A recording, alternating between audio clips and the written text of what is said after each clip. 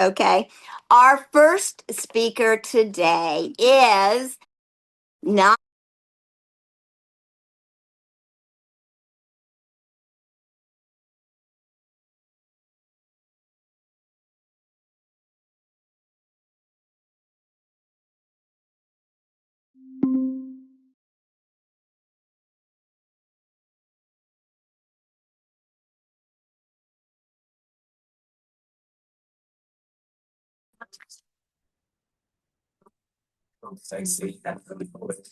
Yeah, coming back. So we probably don't have meetings. So we're Stop recording. Dang it. going to Yeah, the but Mediterranean. okay, pause. Okay, so it's under more. Okay. But And then you just hit pause recording.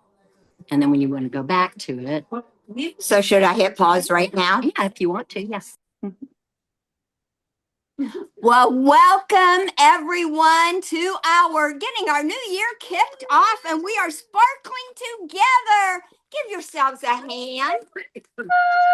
For sure. So I just want to tell you, I've in the 35 years I've been in Mary Kay, I've attended a lot of things.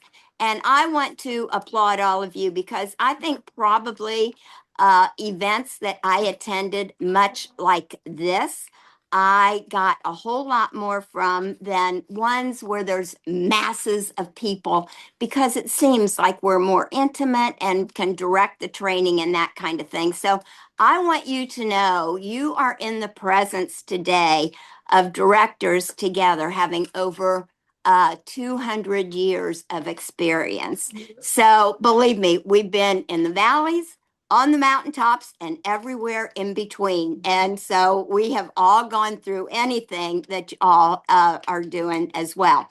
So we welcome you. We've got an exciting agenda ahead of us to stay on time. And so, Sylvia, we will adjust that by when you start, okay? Our first speaker today is none other than Sylvia Baird, our four-time $1 million sales director. Take it away, Sylvia.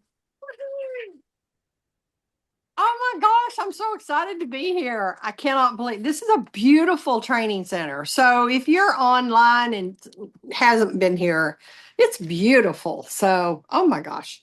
Jeannie, y'all did a great job decorating. It's so pretty. Well, I am so excited that I get to kick this off because this is like one of my favorite parts is kicking off a new year, new beginning, everything. So, it's going to be a great year. It's going to be a great year.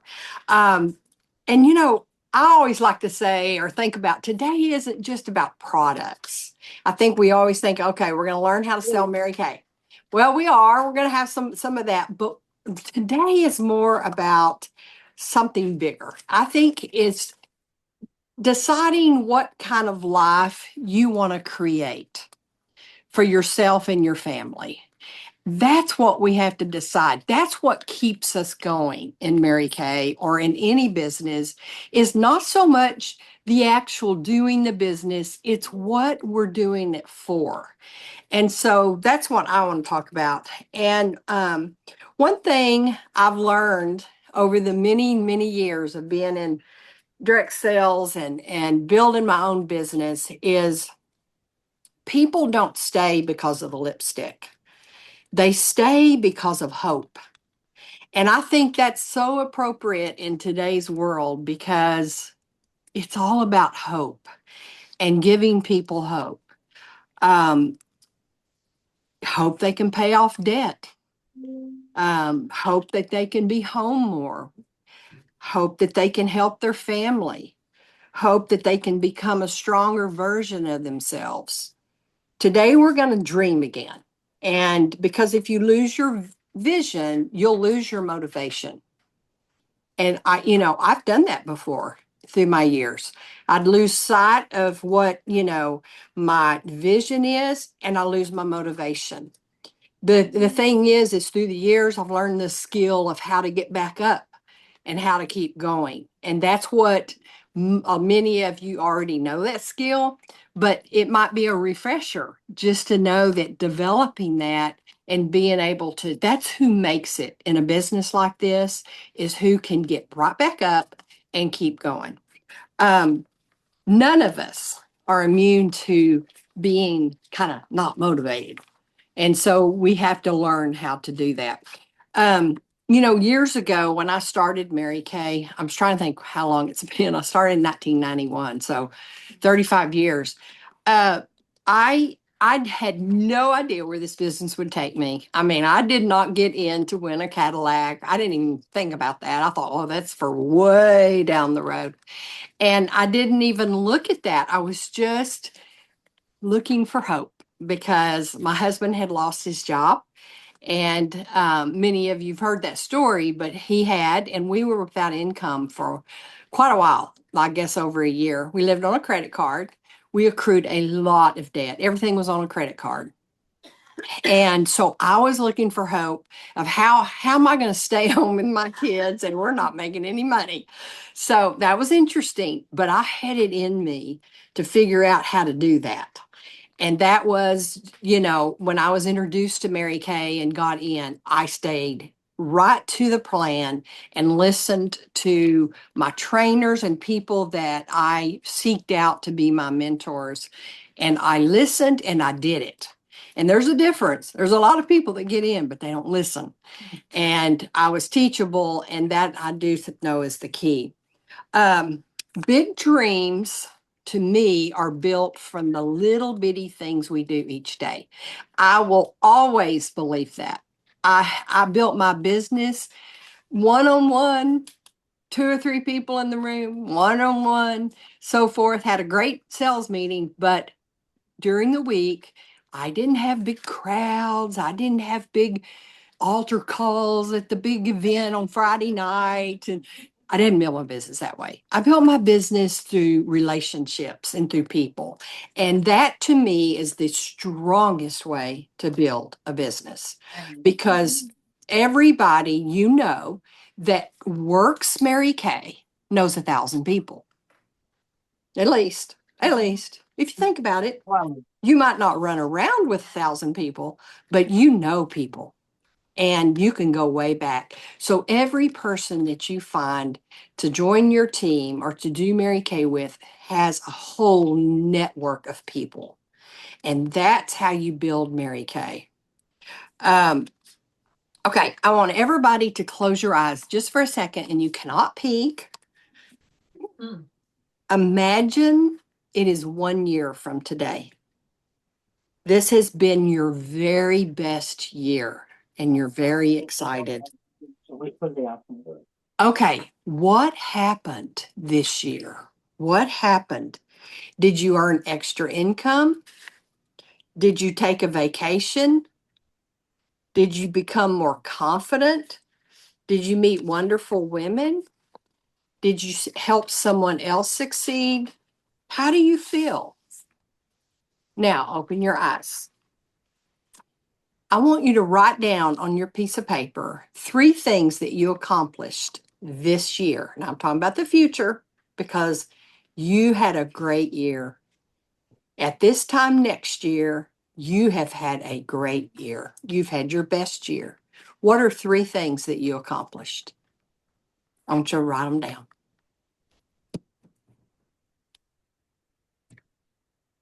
Just what comes to your mind?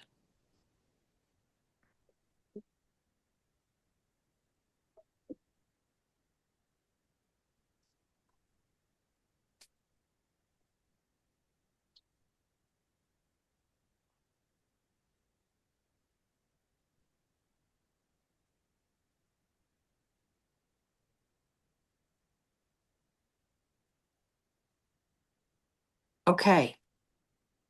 Now, below that, write 3 words describing how you feel with this accomplishment. What are 3 things, 3 words that describe how you feel?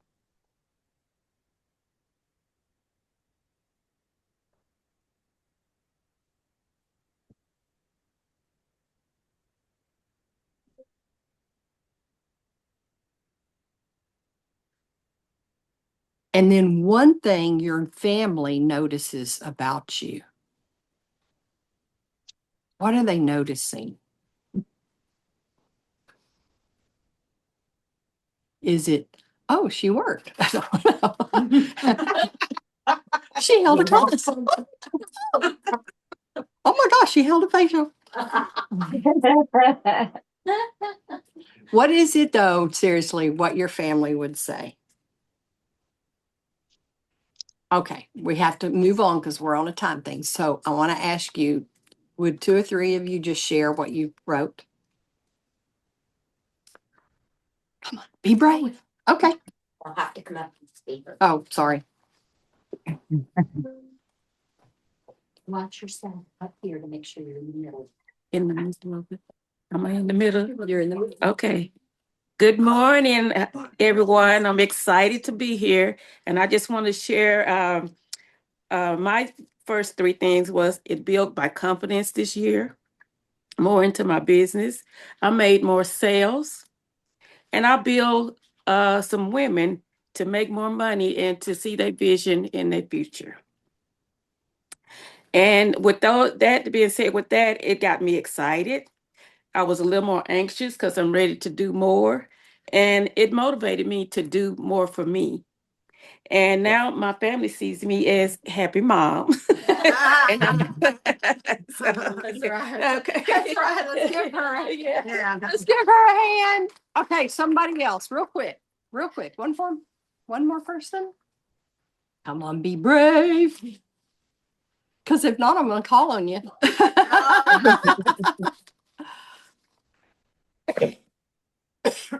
Who wants to share? I think Sarah does. Yes, Sarah. Sarah. Yeah. Give it up for Sarah. She comes. We got the green thing. Hi, everyone. I saw the career car and everything that entails. Well, obviously directorship and everything, but I saw a career car. I saw a remodel to my house, and that means money. So with that, where does that come from? Mary Kay. And I saw a nice chunk of change in my nest egg. How did that make me feel? It made me feel happy. It made me feel relieved, and it made me feel motivated to continue. I liked what Sylvia said. When you lose your vision, you lose your motivation. So I started writing down what my vision is, and what my family would see in me, a makeover, both interior and exterior. That's something that you just people see in you. So yeah, that's Thank you. Yes, yes. Awesome. Okay. Why most dreams don't happen? Do you know why? I think most people don't fail because they dream too big. I don't think that's it.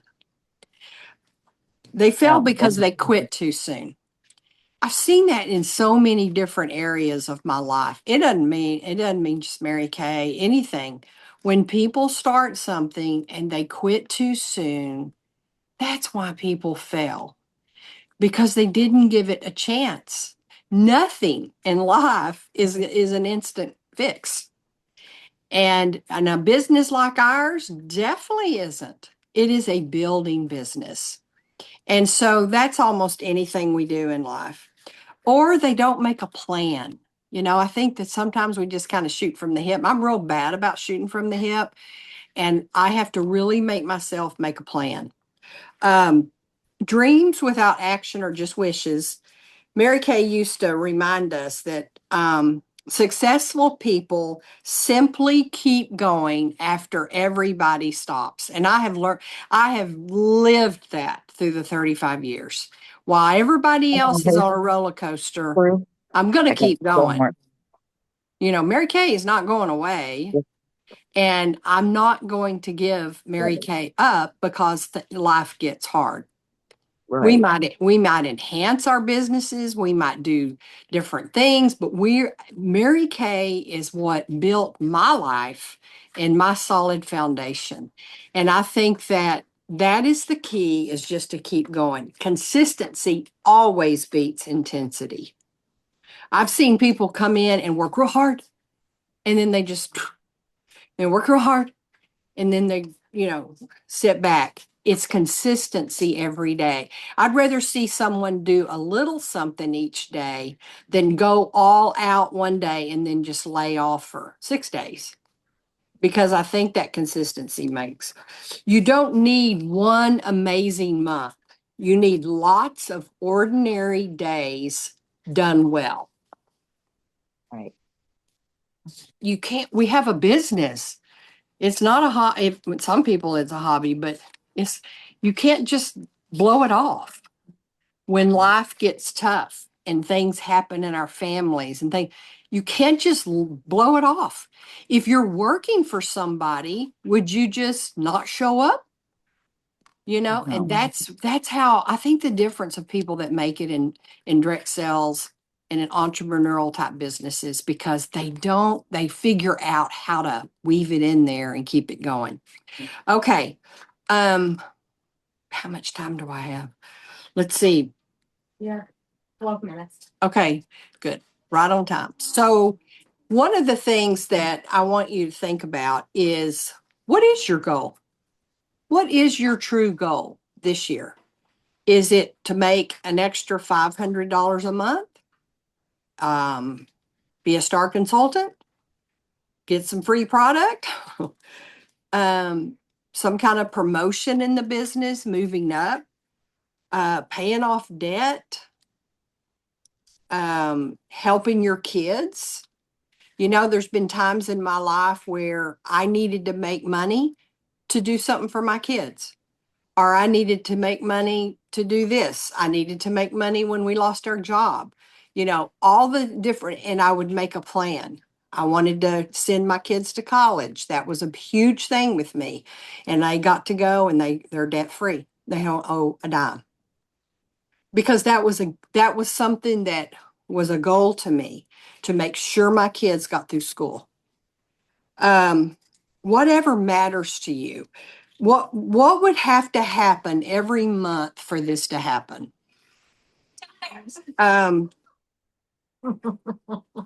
That's a funny thing. All right, then what would happen? What would have to happen every week? What would have to happen every day to get this done? For example, if I want 20 new customers this year, that's less than 2 a month. What would you have to do? That's about 1 customer every other week. That suddenly feels possible, doesn't it? If you break it down, let's say you want to add, the company average of new business associates is about 1 of 4, 1 of 5. And even if you just did 1 of 5, well, if you have 30 sharing appointments, then you can pretty much know you're going to have 6 or 7 new team members. I worked my business all 35 years on numbers. I didn't look at each individual thing because it would shut you down. I don't look at all the no's. I look at the numbers. Okay. How many numbers have I worked? How many people have I shared with? Did I do 3 a week for 52 weeks? That's 150 shares. And that is equal to 30 new recruits, right? What would 30 new recruits on your team do? What would 30 new customers do going to using your link and ordering off of my shop do for your business? And we have to remember that we are transitioning into some of that. And that affiliate link, or whatever you want to call it, I like to call it, that link, that marykay.com is your my shop, can be a wonderful thing. But you also are working in person too. So we're doing kind of hybrid, right? But we're learning to transition. But if you want 30 new customers, you've got to share it with people. I mean, it's got to be shared. So you map it out. 150 would be, okay, let's say 3 a week, 150, right? Is that right? Let's see, 3 a week. Yes. Yes. That would be 30 to 40 new customers minimum. Minimum. But each one of them know 1,000 people, right? Back to that? They do. They do. And when they tell you, I don't know anybody, oh no, don't eat that, whatever that excuse. No, they know people. They might not know people across the street, but they know people online. There's where your online comes in. They know 1,000 people. So that's where the company is going. And they know that.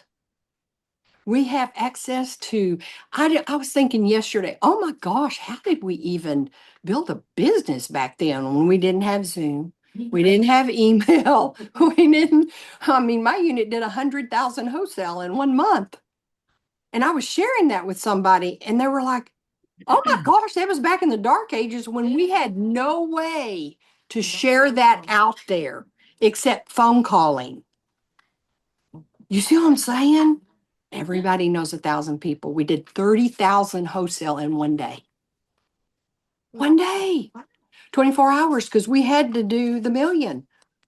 And we had to go on a top director trip. That was my goal. So everybody knows 1,000 people, right? We think so little. And now we've got all this other stuff to use. So no excuses. Big dreams become manageable when broken into small pieces. So if I were starting over today, these are the 3 things I would never skip in closing. I would talk to somebody every day. Someone needs encouragement. Someone needs skincare. Someone needs confidence. Someone needs opportunity. They just don't know it yet. And remember, the best way to build this business online is not taking a product and going, try my skincare, message me. It doesn't work. You know what works? I learned the hard way because I was doing that. You start building trust with people. You talk about other things. You talk about how the skincare's changed you, or how this has changed you, or how you're using this and how you're using that. And people will start looking at you going, well, I want to do what she's doing. I've been blessed with pretty good skin, and I've taken care of my skin. So I have people a lot ask me, what do you use? What do you do? And that's how you build trust. Not that you can't post a product, but that's what it's learning about how to use social media and how to build trust in people. You do that in person. We build trust with people. That's how we add people to our team. Okay, first thing I would do is I'd talk to somebody every day. The second thing I would do is I would learn something every day. Another thing that I look back on my years, I always read. I do read a lot. Dwayne's always going, you have the best brain to be 71 years old. And I do. I keep my brain alive. I'm always reading. I'm always trying to keep up with current events. I try to learn about different things because it's good for your brain. I learn about Mary Kay skills or whatever I'm doing. I'm trying right now. I'm on a health journey, and that's important to me right now. And so those things I'm learning about mainly for my brain, because that's how we stay active. That's how we stay good in Mary Kay. That's how we do whatever. But I think learning, I've always had a book in my hand or something. Now I read a lot online.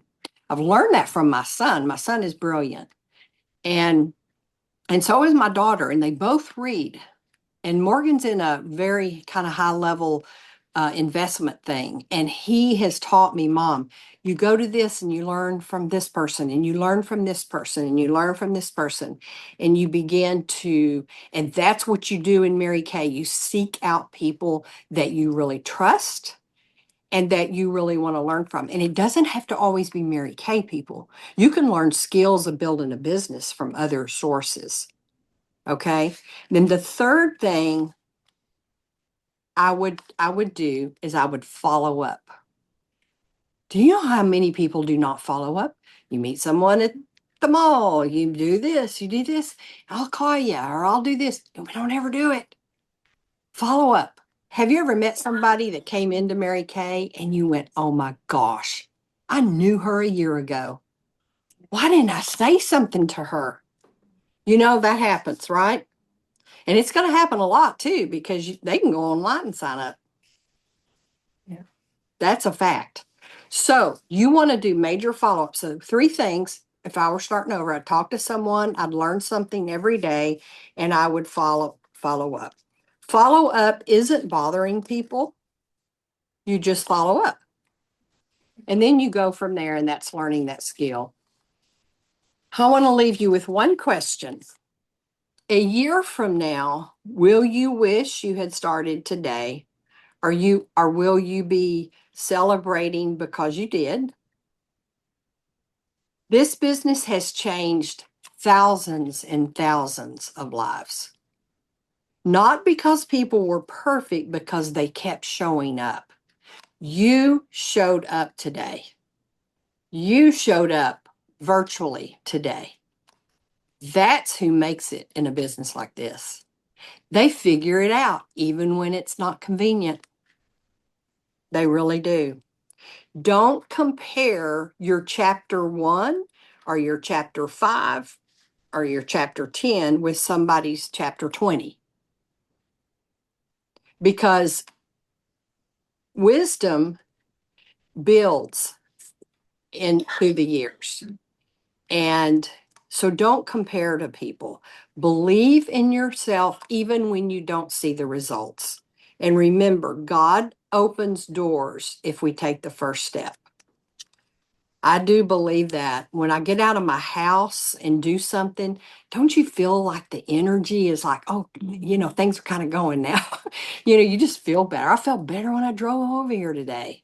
I hadn't driven over here in 100 years, and it just felt good. It just felt good. I felt like I was coming home.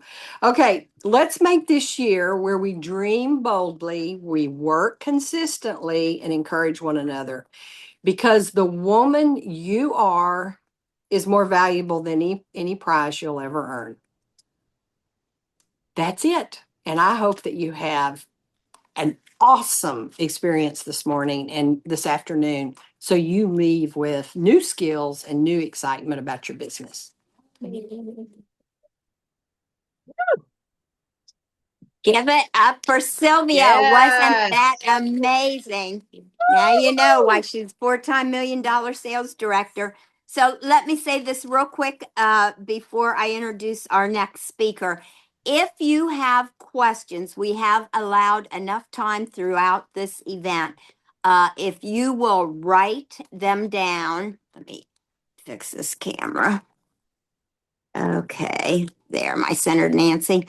Okay, if you will write down your questions, we will give you an opportunity, whether it's at lunch break or whatever, that you can ask those 2 particular ones. But we want to stay on schedule and get through the training, and then we'll come back to that. So please do write down questions. This is your opportunity to tap into those resources. So your next teacher, she is no stranger to any of us.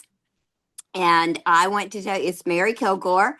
She was my consultant, my recruiter, my director. And let me tell you, that was 35 years ago. Sylvia and I joined the same year, 1991. I think Nancy did right after us or whatever. But Mary Kilgore looks exactly, her skin just looks exactly today the same as it did 35 years ago. I say that with all sincerity. She knows, because I say this all the time. There must be a reason for that. So if she's going to tell us how we can look 35 years from now, I'm going to look like this. So I want you to give it up right now for Mary Kilgore. Yeah, well, one of the things that changed, my hair color looks great. Okay. You just look more distinguished. Yes, I do. More distinguished. Good morning. I'm so excited to be here and so glad you all are here and on Zoom. This is wonderful. Okay, my topic, I just thought I have a big question here. Are you your own best customer? Yeah. Well, that's a big question, isn't it? Yes. Because most of us are not. Right. Because we're going to go over that a lot today and talk to you about this. The important thing here is, are you using your own Mary Kay products for your own skincare? Or do you feel like you need to go buy somewhere else? Huh? As far as customers, family, and friends go, do they see you as a person who does what you teach others to do? You have a handout that shows what a typical customer uses in 1 year for both the TimeWise Miracle Set. Here it is, like this. Pull it out because we're going to be going over it. And the repair sets on the back side. Should be the second sheet. That's it.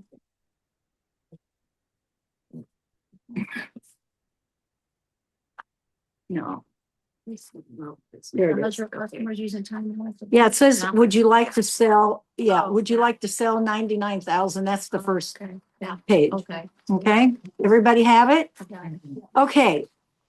Would you like to sell $99,200 in 1 year with 100 customers using the TimeWise skincare?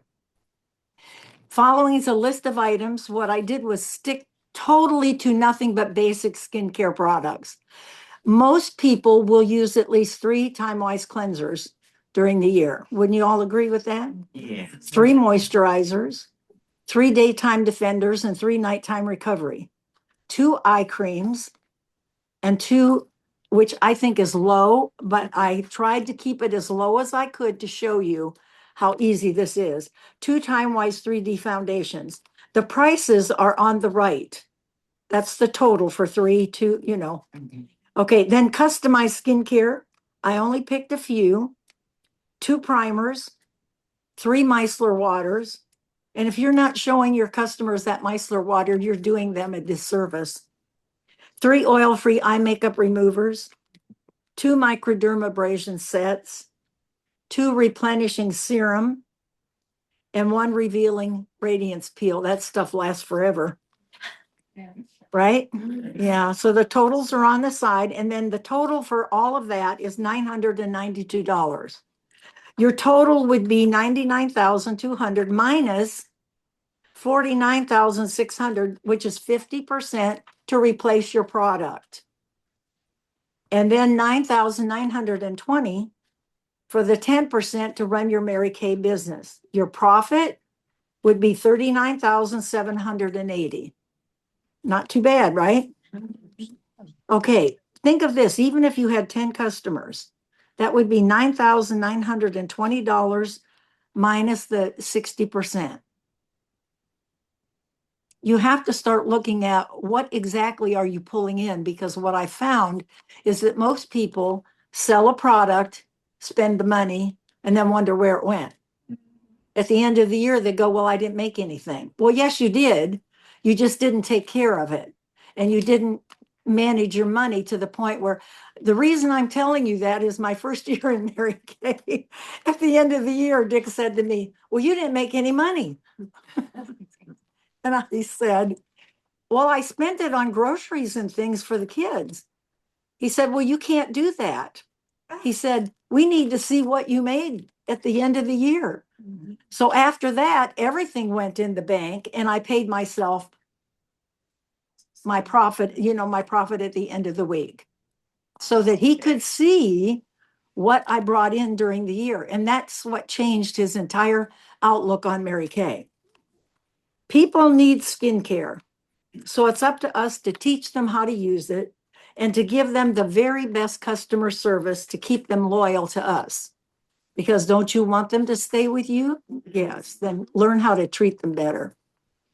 Okay, turn that page over. Now we're going to do the repair. It's a separate. Separate sheet. No, it's the same sheet, same sheet. You're not looking at the right. Here it is, right here. Oh, you got them separate? Yeah. Oh, okay, they did them separate. I did mine on the same side. Okay, so now the repair is if you'd like to sell 133,000 in 1 year with 100 customers. So again, 3 foaming cleansers. Here's the lifting serum 4.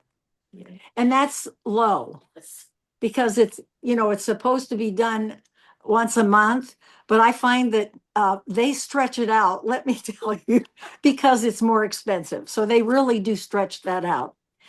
And 3 day cream, 3 night treatment, 2 eye renewal, and 2 foundations. Then down to customize, again, it's the same thing. 2 primers, 3 micellar water, 3 oil-free eye makeup remover, 2 microdermabrasion, 2 replenishing serum, and 1 revealing radiance peel. That adds up to $1,330. So if you look below, it says your total minus the $66,500, which is the 50% for product replacement. That's the first thing you always need to remember. You have to replace your product.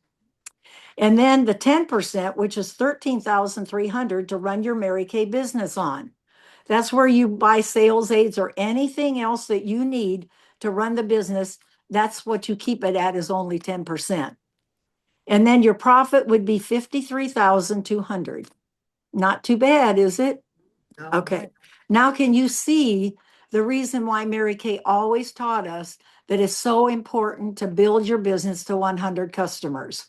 Because when things happen, like life happens, right? Your health may decline. Something happens to a family member.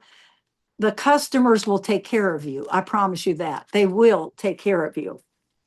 So this is only for skincare. Think of body care, glamour, and the rest of our skincare line that I didn't even add here. I only used the basics. You will have some customers that do not use the entire line. Please don't get upset at them. It's okay. People are going to do what people want to do, right? Okay, but I'm going to talk to you about that a little bit later because I did pull some customers that only buy a couple of things. They started on the basic and now they got down to this. But I'm going to teach you what they still bring in every year. Okay, so I want you to consider the products I didn't cover. When you make deliveries or have them pick up product, do you demo any product for them? Anybody? I do. I have them sit at my dining room table and I bring out at least one thing to demo that I feel like they could use that they're not using. And things like, for example, Mint Bliss. You really need to be showing that product. It is so fabulous. Pam was telling me the other day that she puts it on before she goes out to work in the garden because the mosquitoes don't bite her anymore. Oh. Another thing is if you do get bit, put the Mint Bliss on, it stops the itching. I mean, I could go on and tell you tips about every single product, which I'd be here all day. However, you guys can learn that. I learned it by listening to other people. What do you do with the product? Ask questions of other consultants. What are you using? Tell me how the product works. In other words, sell it to me, right? Okay, what about the nourishing oil? Another fabulous product. I teach my customers to put 2 or 3 drops in the palm of their hand and then squirt their lotion, mix it together, and then apply it to your body. It also is great to touch up your hair because especially with gray hair, makes it look shinier. It does, because gray hair tends to be dull. So anybody that you have with gray hair, make sure you let them know about that product. What about the bath gels, the scrub, any of these, the lotions? That's another thing that especially, I'll tell you, I do this. I have quite a few older customers and many of them, I have several that are in their 90s, and they love that body gel scrub and lotion. But I do demo it. You have to show them. So I take them over to the kitchen sink and I basically make them wash their arm from the elbow down with the scrub, with the wash. And then we take it, rinse it off, dry it, and put the lotion on. Very, very important that you demo these products. Every time you see someone, you should be showing her something. I don't care if it's just a new lip color, something. The new limited edition products, the hydrogel eye patches. There again, that's a product that everyone could use. The Indulge Soothing Eye Gel. I think that we've kind of gotten away from showing that one, but that's a product that you keep in the refrigerator. No, wait, which one is this? The Indulge Soothing Eye Gel. I keep mine in the refrigerator because especially in the summertime, and you just use a dot, like a pencil dot. When you put it on your fingertips, you can do this over your makeup. You just put a dot on and I just do this right over the makeup and it gets rid of that puffiness. Okay, let's see what else. What about any mask product or mascara, eye and lip products? You have so much at your fingertips to teach these people, and they appreciate learning if you do it in the right way. I don't say, Karen, you've got to use this. No. Karen, would you consider, I'd love to show you this product, and I think it might be something you would really love. See the difference? Yeah. Okay. You also have to determine the customer's needs, because it's important that you're showing her what she needs, not what you want to put her on, right? So you demo the products that would be good for her. Your job is to give her great customer service and to let her know when you believe that another product would benefit her and her skin. When they have you guiding them, why would they need to go to a store and pay for any other product? Right. But see, you do have to really, that's that relationship that Sylvia was talking about. You have to build a relationship with every single customer and make them feel like they can't wait to get to your house to see you. Now I have people that when I have to be gone and I'll say, well, I'll put it in the cooler. Oh, I'll miss seeing you. Oh. Now, doesn't that feel good? Okay, see, that's what you want. You want them to like you so much that they want to see you when they pick up product. And yes, I have 99% of my people pick up. The only ones I deliver to are the ones that are in the senior places that don't get out. Okay. On top of that, another important item is that you become your own very best customer. You get this product at half price. They don't. And it is the best product on the market. So why wouldn't you use what is at your own fingertips, right? Okay, I'm going to share with you what I use on a daily basis, and please don't choke. Because I do. I use a lot of product. But can you see the skincare? It shows, doesn't it? Yes. Yeah. I will tell you a quick story. I was at a director's meeting years ago when we still had the mask that you had to mix. You had to mix it with water and you had to put it on and lay down for 20 minutes. I didn't always lay down, but I did do it. Anyway, we were at this director's meeting and the person from corporate said, I want to know how many directors use the entire set of basic. I was the only one in the room that lifted her hand. Oh, wow. The only one. Oh, wow. And the girl next to me was Marilyn Hovanek, and she said, it shows too, Mary. Okay, so that's why I'm saying to you, it's up to you to take care of your skin. Nobody else is going to do it. It's the biggest organ you have in the body and it keeps repairing itself, but you have to take care of it. So here it goes. At night, I use the oil-free eye makeup remover, the micellar water, the foaming cleanser, the Clinical Solutions brightener, the advanced lifting serum, the barrier restore, and then the night cream, and last, the eye renewal cream. Let them dry between each step or you're in trouble. You do have to let it dry in between. So I do other things. You know, I'll go in and put my nightgown on or whatever I need to do, come back, do some more. That's how I do it. Every couple of nights, I add the replenishing serum. I also use the extra emollient night cream on my cuticles and the nourishing oil on my lips at night and the mint bliss on my legs and feet before I go to bed, because it makes my legs stop feeling tired. So that product is so good. Okay, and I use the microdermabrasion in the morning in the shower, and I'm going to teach you how I do this. Every 5th day, and then the Radiance Revealing Peel every 3rd day. So it's like, here's an example.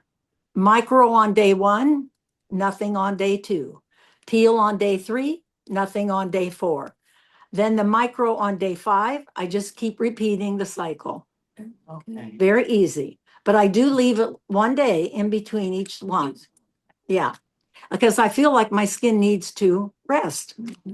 You know what God said? You rest on the 7th day. Well, I do it every other day. Okay. All right, let's see here. I also use the hydrogel eye patches twice a week. So now we'll go to morning.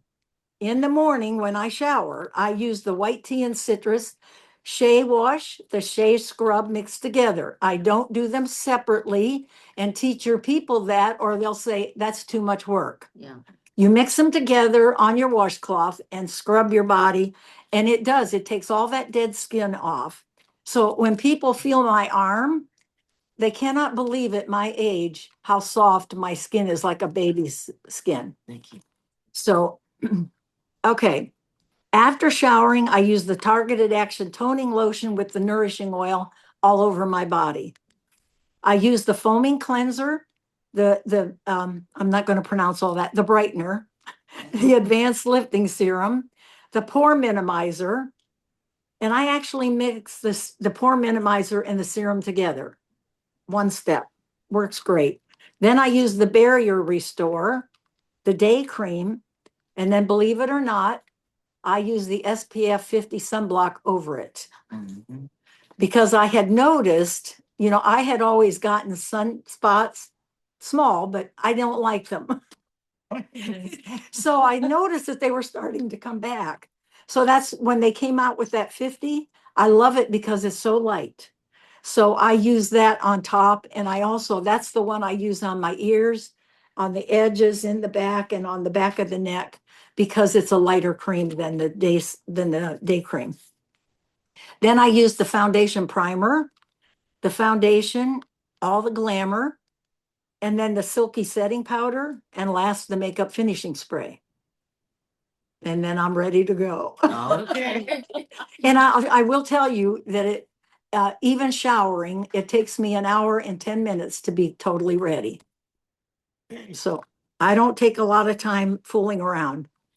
Okay, I already told you that I keep that gel in the refrigerator because you can pat that on all day long, and it does 2 things. Remember, I told you it gets rid of the puffy, but it also cools off that eye area. I don't know about you, but sometimes I don't think I have hot flashes anymore, but I get warm around my face. And so when I do that, it just cools it off. So I love it. And the other one that does that is the finishing spray. Mhm. If you get really hot or you're getting hot flashes, use that finishing spray. It works great. Mhm. It cools you off quickly. Okay, I do use the biocellulose mask for special occasions.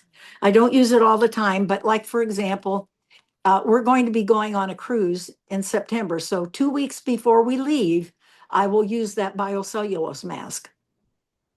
You know, when I do things like that, or we have a wedding that's, you know, can't do it for funerals because it's, you know, you only get a day. Can't do that. But we have a lot of those today. Okay, once a year, I treat myself to a new set of brushes. That's another one. How many of you buy your own brushes from yourself and treat yourself at least once a year to new brushes? I'll bet you no one in here does that besides me. Anyone? I do. I do. You. I do. Okay, replace them because, Why have three sets? yeah, well, I do too. I have sets, but I don't always throw all of them away. It depends. Yeah, I have a lot of brushes open. Yeah. Okay, that covers my day and night routines. When people look at me and say, your skin looks great, I do say, I do take care of it. Because so many people, I will have to tell you, I went to a funeral with one of our consultants and a girl that I hadn't seen in probably several months. She didn't say anything to me. She told Trudy, she said, Mary looks so good. She looks like she hasn't aged at all. And Trudy said, well, she takes care of her skin. Because this girl does not. So there you have it. You're either going to take care of yourself or you're not. And it's for your benefit to do that, right? And I love the way my skin feels. You know, and like, for example, when my husband touches my hands, or that when I go get my nails done or my pedicure, that girl says, your feet are so soft. She said, nobody else comes in like that. They do notice. They do notice.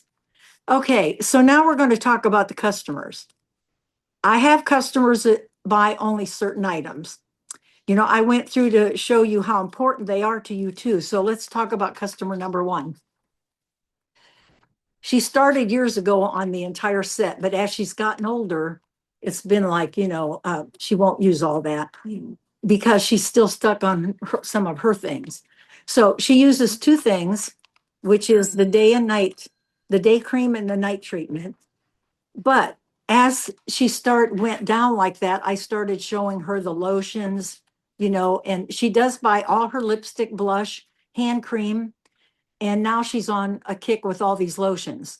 And so she buys the Mint Bliss and she buys lotion for her niece and lotion for herself. So she spends around $200 every 3 months. That's $800 a year. Why would I not service her and take it over there and visit with her for a half an hour? Do you all see what I'm saying? And she loves it when I come. So customer number two, she only buys two basic items, the day and night, and nothing else. She spends $108 every 3 months.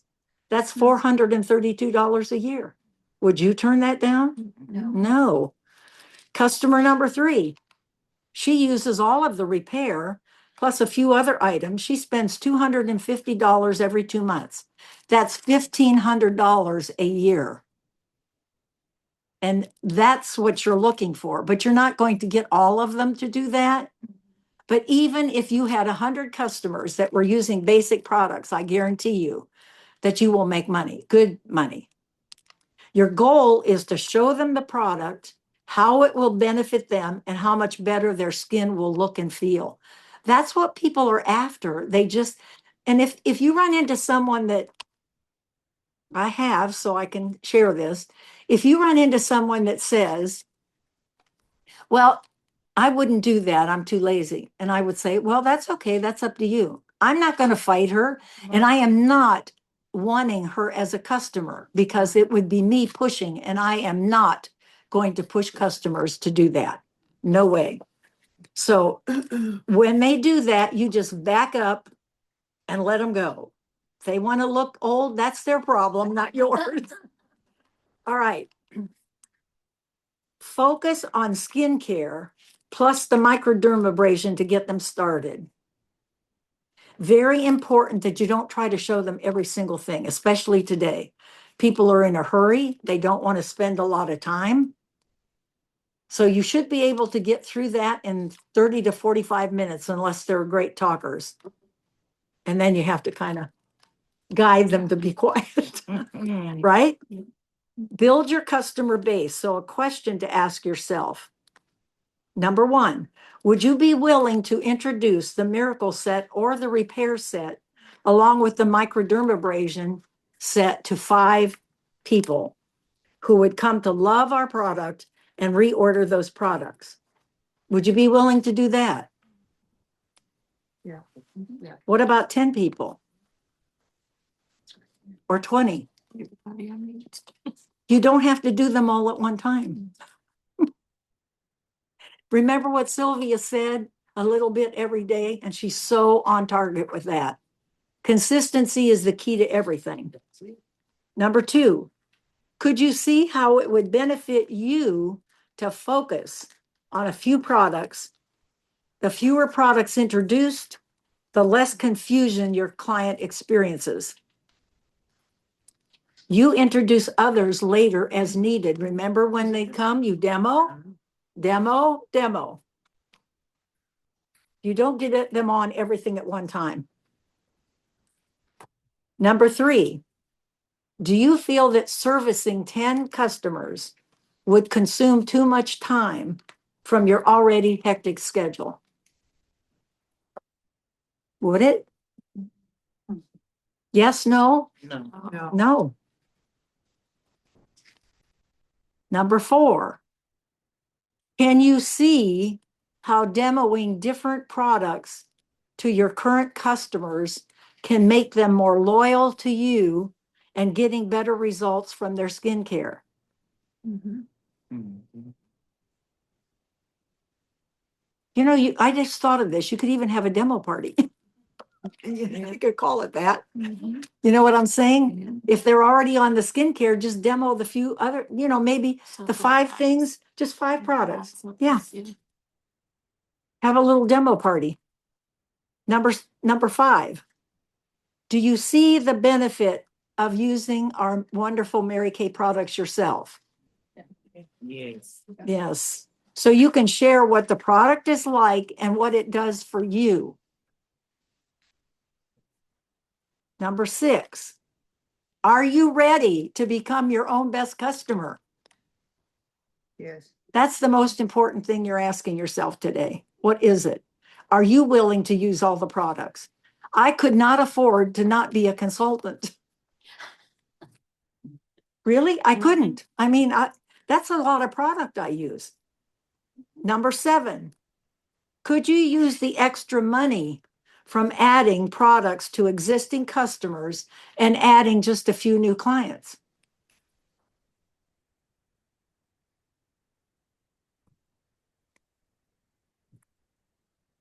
Number 8, what if you added 1 new basic customer every week for 1 year, taking a 2-week vacation?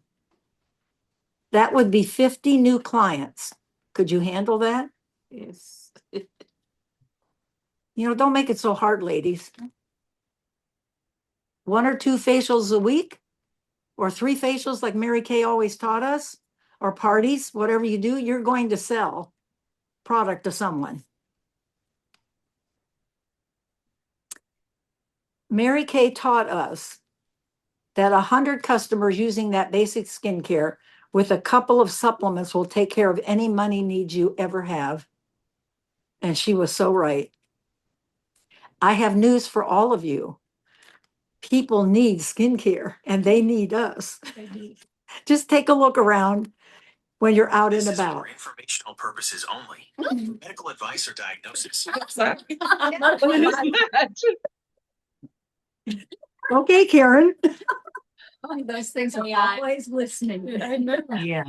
Okay. Just take a look around you when you're out and about. Look at their skin, good and not so good. Time to help them out and offer a free skincare makeover. Now it's time to find out what products you are using daily. You will need a piece of paper, or you can use the handouts, with the time wise and the repair. Use the back. Now I want you to do that now. Ready? I want you to start with every single product you used this morning. So go ahead and write them out.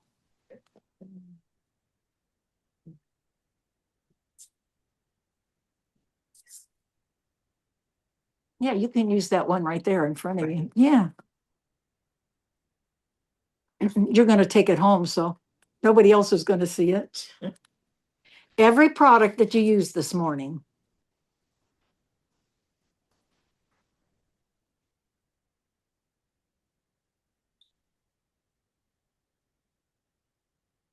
Just the skincare, not. No, I use everything you Oh, use. everything. Lotion, shower stuff, whatever you used of Mary Kay this morning. Every product. Remember, you're supposed to be your own best customer. And no cheating, only what you used. I didn't realize I used so.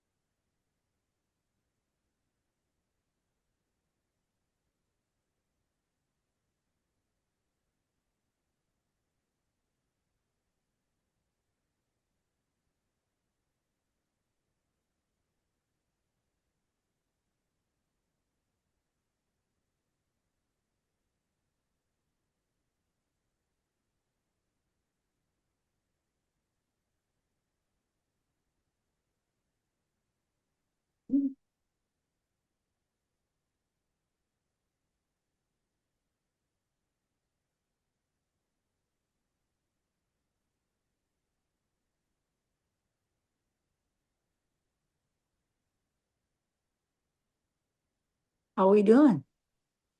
Almost done? No. Got a lot.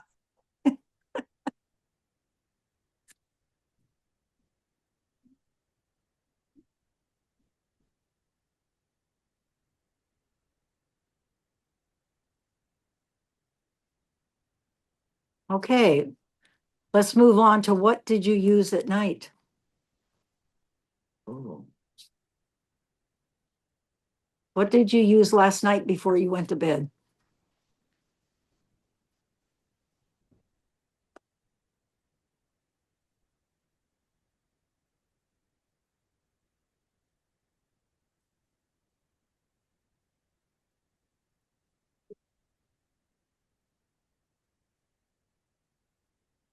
How are we doing with time, Jeannie?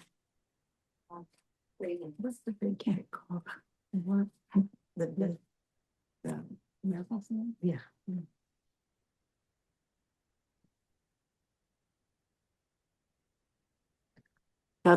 She said 3 minutes, so hurry.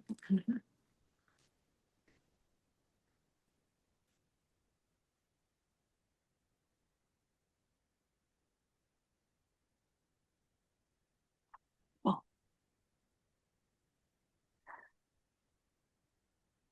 Seeing you writing.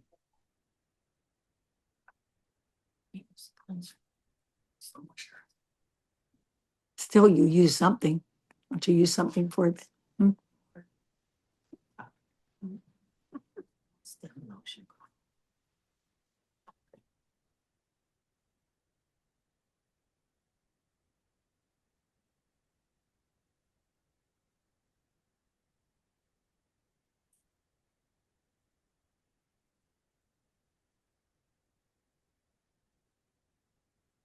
Okay. Are you all done? No. How many of you did at least 10 products this morning? 15, 20?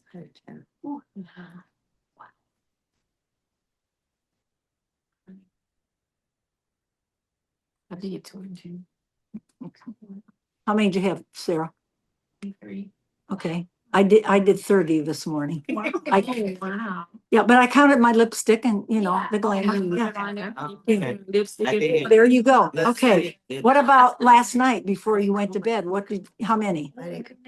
At least 10? Yeah. Yeah. Okay. Let me write them up. Okay. All right. That's the idea. You need to check into using more.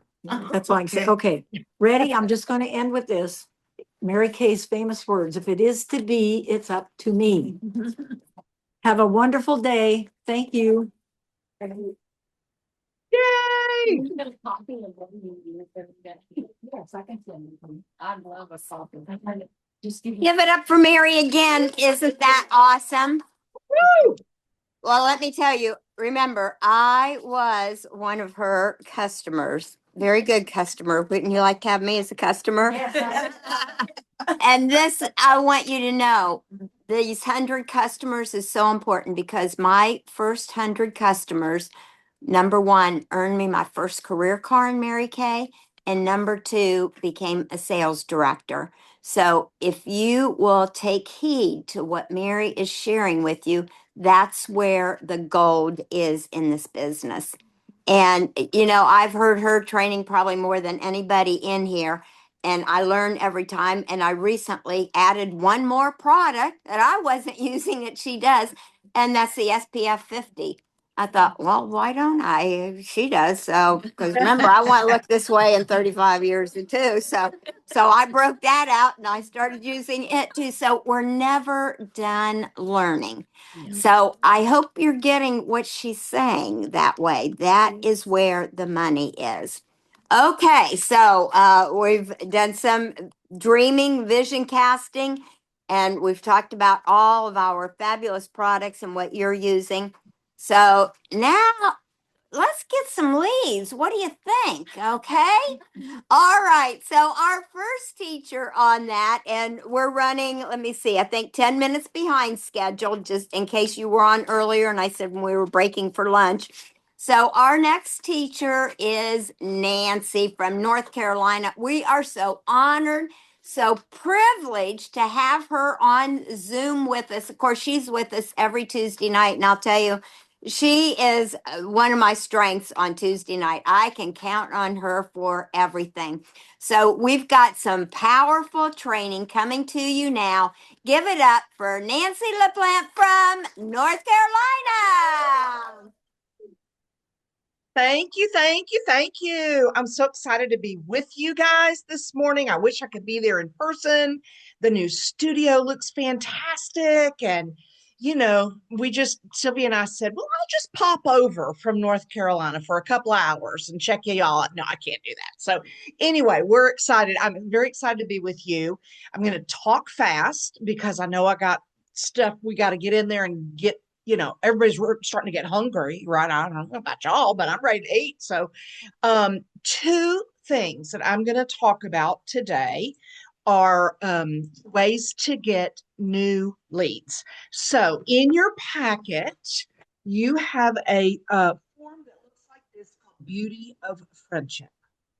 And some of you may be already familiar with this, but this is a great thing to use at your parties.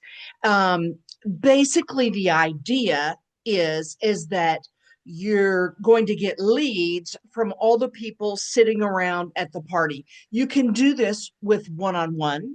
You can do it with two-on-one. You can do it at 3. You can do it with 10 people. Doesn't matter how many people, but you can do this with everyone. And so it's called the Beauty of Friendship. And you can actually do it anytime you really want to in the appointment.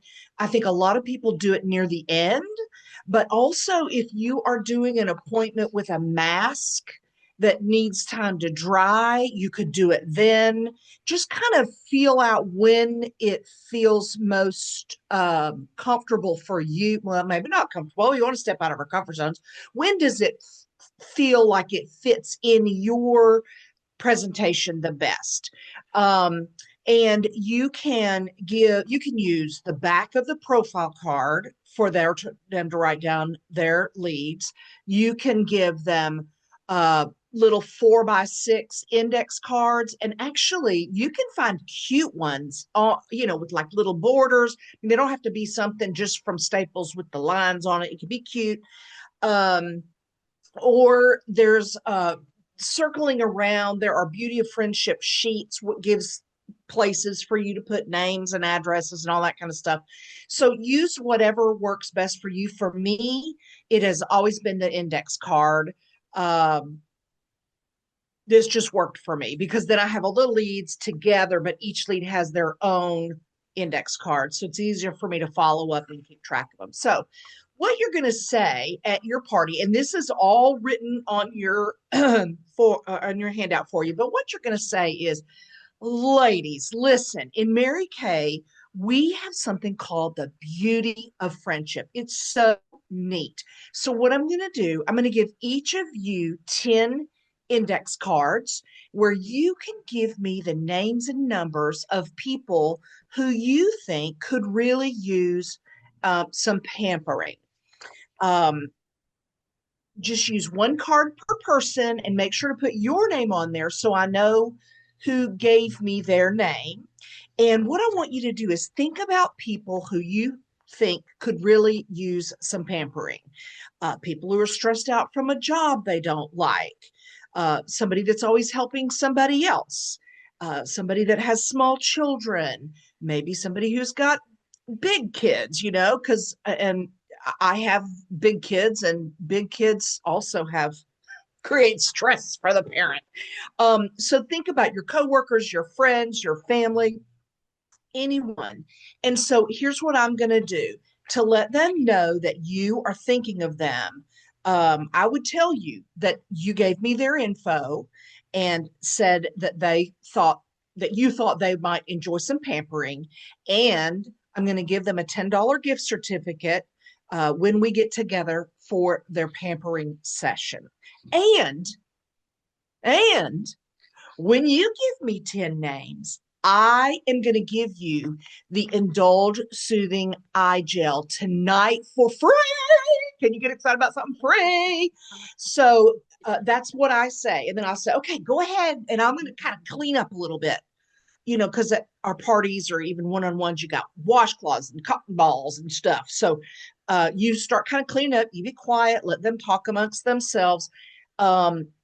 I do say at somewhere in there, they have to be 18 or older because you don't want them to putting down their 7-year-old daughter, right? And I also, whenever I'm giving something for free, I like to make it about a $20 retail value. So it doesn't necessarily have to be something that you've shown that day. It could be something of the new line that's coming out, or if you're not, whatever you want to use. So like I do Indulge Soothing Eye Gel a lot because I use it. Unlike Mary, I use it every day. Girls, I got some puffiness. So I use it every day. And I love that product. And, you can talk about putting it in the fridge and all of that stuff. Or I love to give the oil-free eye makeup remover. And if you hadn't shown it then at this party, maybe it was all color, you could take like some color black eyeliner, or take just put something on a sponge tip applicator, just make it real messy on the back of your hand, show them how the oil-free makeup remover works, and it's gone. And they're like, whoa. And so oil-free eye makeup gets them excited.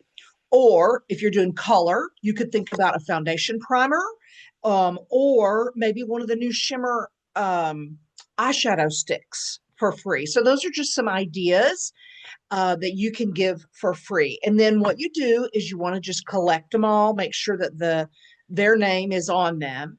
And let's just say you have 5 people sitting around the table and they each give you 10 names. Hello, that's 50 leads. And you have given them something that costs you $10 in wholesale. So, 50 leads is great for you to leave an appointment with. So that's the beauty of friendship. And then the other thing that I wanted to talk about today was doing vendor events. Now, I could talk for 2 hours about vendor events. I love a vendor event. It's so easy because they don't know you. And I do better sometimes with people that I don't know. They have no expectation of who I am. And so I can be a little bit more confident with them. I don't know why, but I do better with people that I don't know. So let's talk about vendor events. These can be your fairs, your county. We have a lot of, Strawberry Festival, Blueberry Festival, the Mum Festival. We have lots of those kinds of things in the fall.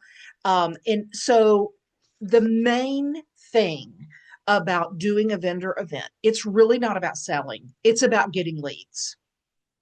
And that is a shift that you've got to think about. It's really about obtaining leads and connecting with people. All right. So you can meet people who come by your booth, but you can also meet other vendors. And like after you're set up, if you want to go around and visit with the other vendors, they are already entrepreneurial thinkers, and they may be in they may be looking for a change. But so you can collect their business card and put it in the drawing, and I'll show you in a little bit how you follow up with all those leads. So that's kind of cool when you think about. I didn't do that at first because it didn't dawn on me to talk to the other vendors. Some key questions that you want to ask before you commit to a booth is, how much is it? Because if you're going to do a booth that's for 3 hours that costs you $300, that's too much money. Look at Sandra. She went, whoop. You got to figure out what the fee is first. You want to know the history of the event. What's the average attendance? Again, is it worth your time? If you're going to set up a booth and 10 people are going to come, I don't know. You know what I'm saying? So what's the history of the event? And then what has the event promoter done to promote the event? Do you know what I'm saying? It doesn't do any good if everybody comes and sets up their booth and then nobody knows about it, right? So you need to kind of know what they're doing for that. And I always ask if there is another Mary Kay consultant that has already reserved a table, because we only want one Mary Kay table per event, per vendor event. And if there is somebody that's already signed up, you can contact that person and y'all can work together to work the booth together. Okay. And ask them what's provided. Do you get a table? How big is the table? Do you have a backdrop? I mean, just ask them what they are offering. Do you need to drag your own table in there? Do you need to bring your own chairs? For me, I don't like doing that. I'm older. I don't have the energy for all that. But unless my teenage kids are around, then I can have them drag in the chairs and all that stuff. But I don't want to do that. And then you also want to ask them what booth location that you might have. Sometimes they don't know that until the end, but you do not want to be the booth in the very back corner of the convention center. Do you know what I'm saying? I also really don't want to be the first vendor, because everybody says, well, I'll come back. Some do, some don't. You know what I'm saying? So I kind of like to be in the middle of it. And so when you are doing your table, what I do is I lay a black tablecloth. Anything looks good on a black tablecloth, right? You don't need to show every product that we have. I promise you, having a couple of things out there will draw them to the booth. It's not really for ordering. You just want to draw their eye to the booth. And so what you do is, as soon as they come to your booth, now you are on the outside of your booth where they are. You are not behind the table. Okay. That's a barrier between you that impedes you creating a relationship with them. It's better if you are on the other side of it. So you say, hey, would you like to register for our drawing? We're giving away this basket. And I usually will do satin hand, something very easy that everybody can do. You want to give enough to make it enticing. I forgot to say this about the beauty of friendship. You want to give something that is big enough that it entices people to give you those names. If you promise an eyeshadow that costs $8, that's not exciting. You know what I'm saying? So when you're at the booth, do a drawing for something that is kind of nice, right? No gift certificates. You need to be able to say, this is what we're drawing for. Okay. And then they'll say, oh yeah, sure, I'll register. And so I have one of the things in your packet is these little sign-up sheets. They're 4 to a page, and I have these already printed out. I have little, what is this? A clipboard. I have little clipboards like this. I think I got these at the Dollar Tree. I mean, it's been a long time. And what you want to do is you want to have 3 or 4 of the clipboards with maybe 5 or 10 copies of this. Now I'm using something old on this just to show you. And you want to say, would you like to register for our drawing? We're giving this away. And they say, oh yeah. And then you say, well, here, just give me your information, and you got to have pens. Here, give me your information and I'll make sure to enter you. And then while they are entering, you can say, are you familiar with Mary Kay? And they'll say, oh, yes, you know what? I used to use it 20 years ago, but I don't know why I got away from it, or my consultant moved and I didn't hear from her, or whatever.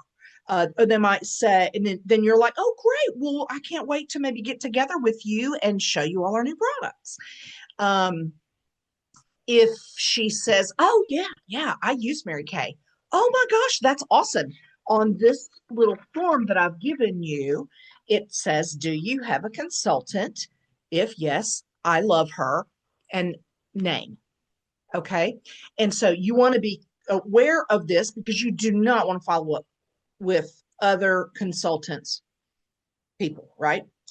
And then I'll say, oh my gosh, that's great. I love her. I'm going to tell her that you came by the booth and tell you want to see the new shimmer sticks or whatever you got on your booth. Okay. And then I just kind of let them fill it out. And if a lot of times there's more conversation, they'll ask me a question about this product or that, and it sparks up a conversation. I do not give samples away because it's just costly, and frankly, they go home with a bag full of stuff from all the different vendors, and our sample gets lost in the bottom because it's a little small. I just don't. You can have a bowl of candy if you want to give away or something like that, but I just don't do samples. I want to be in front of them to do that. And we're not really supposed to do facials, makeovers, all that stuff at a vendor event. Unless that has changed recently that I'm not aware of, we're really not supposed to have a chair, have a mirror, have them doing all that at the vendor event. It is about getting leads and making connections. One thing that you will notice, and I got to move on, is on this form, it says name, phone number, and email. On some of these, like this old one that I've got, it says, do you prefer a phone call or text? Well, they're always going to check text. And we all know that if you can connect with them and they hear your voice, it's easier and better than if you just text. So we've cut that middleman out there.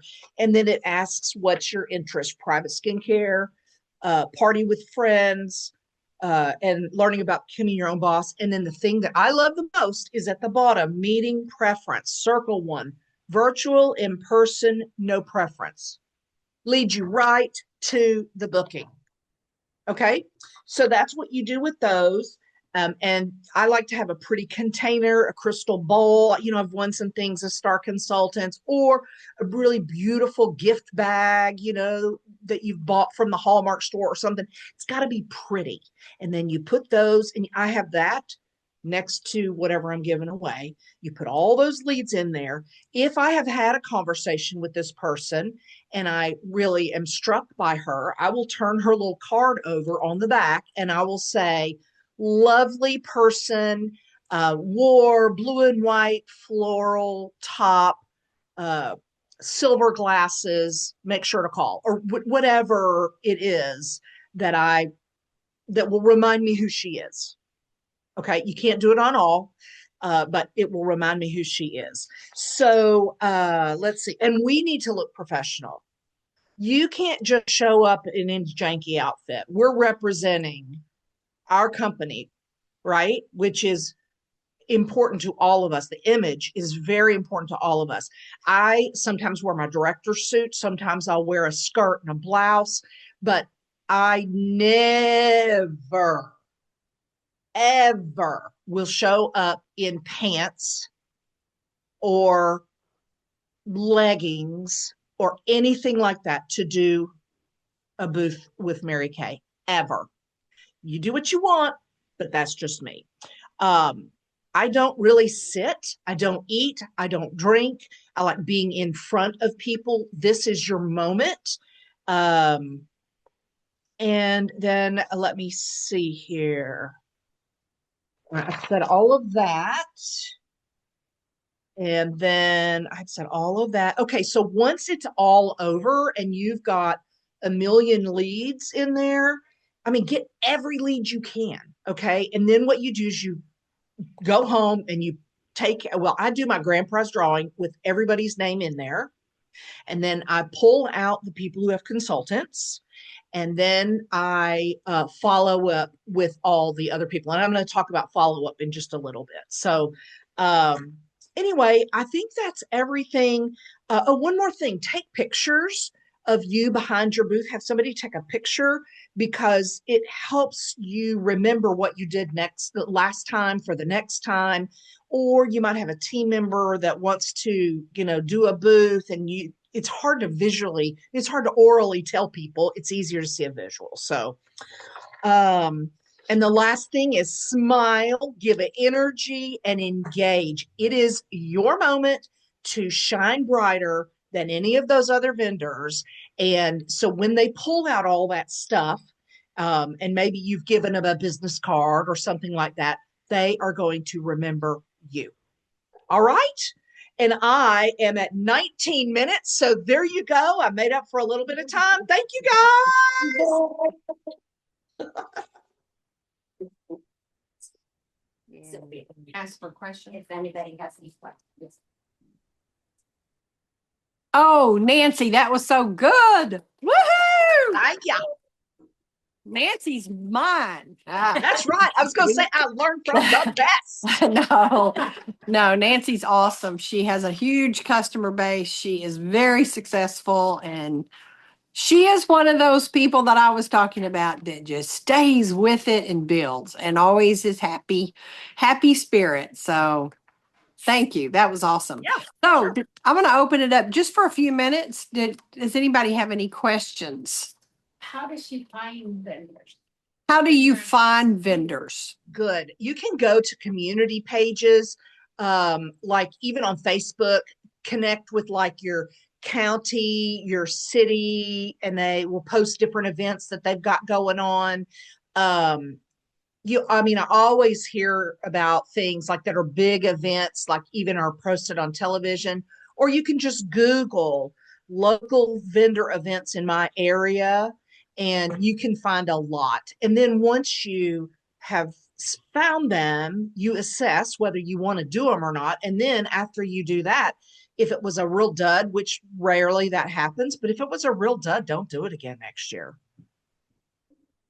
I have a question. I have thought about getting more into vendor events. I've never done tons of them, Yeah. What have you had the experience? I know you mentioned you always ask this question, but the ones that you have to bring your own tent or your own whatever, is that a big deal to set up? I don't do outdoor vendors anymore. I don't do outdoor events anymore. And if I had to do that, if I had to bring a tent, if in my younger years, if I had to bring a tent, I would drag my husband along and make him set it up for me. Okay. But I just can't do outdoor events anymore. Our little town, we have a lot of outdoor events. So yeah. Okay. All right. You know what? There are bridal shows. There are all sorts of things. Watch your convention center or your community center for those in person. And then as you build your customer base, I've had customers reach out to me and say, hey, our business is doing a vendor event. Would you like to participate? Yeah. Yeah. Okay. What did you say, Sarah? Sam's has a really cute outdoor tent right now. Oh, okay. Sam's has a real cute outdoor event Oh, tent. cute. Good, good, That's good. a great idea. Yeah. Okay. Anybody else have any questions about anything? I do. I was wondering, Nancy, what is a good price for when you go to do vendors?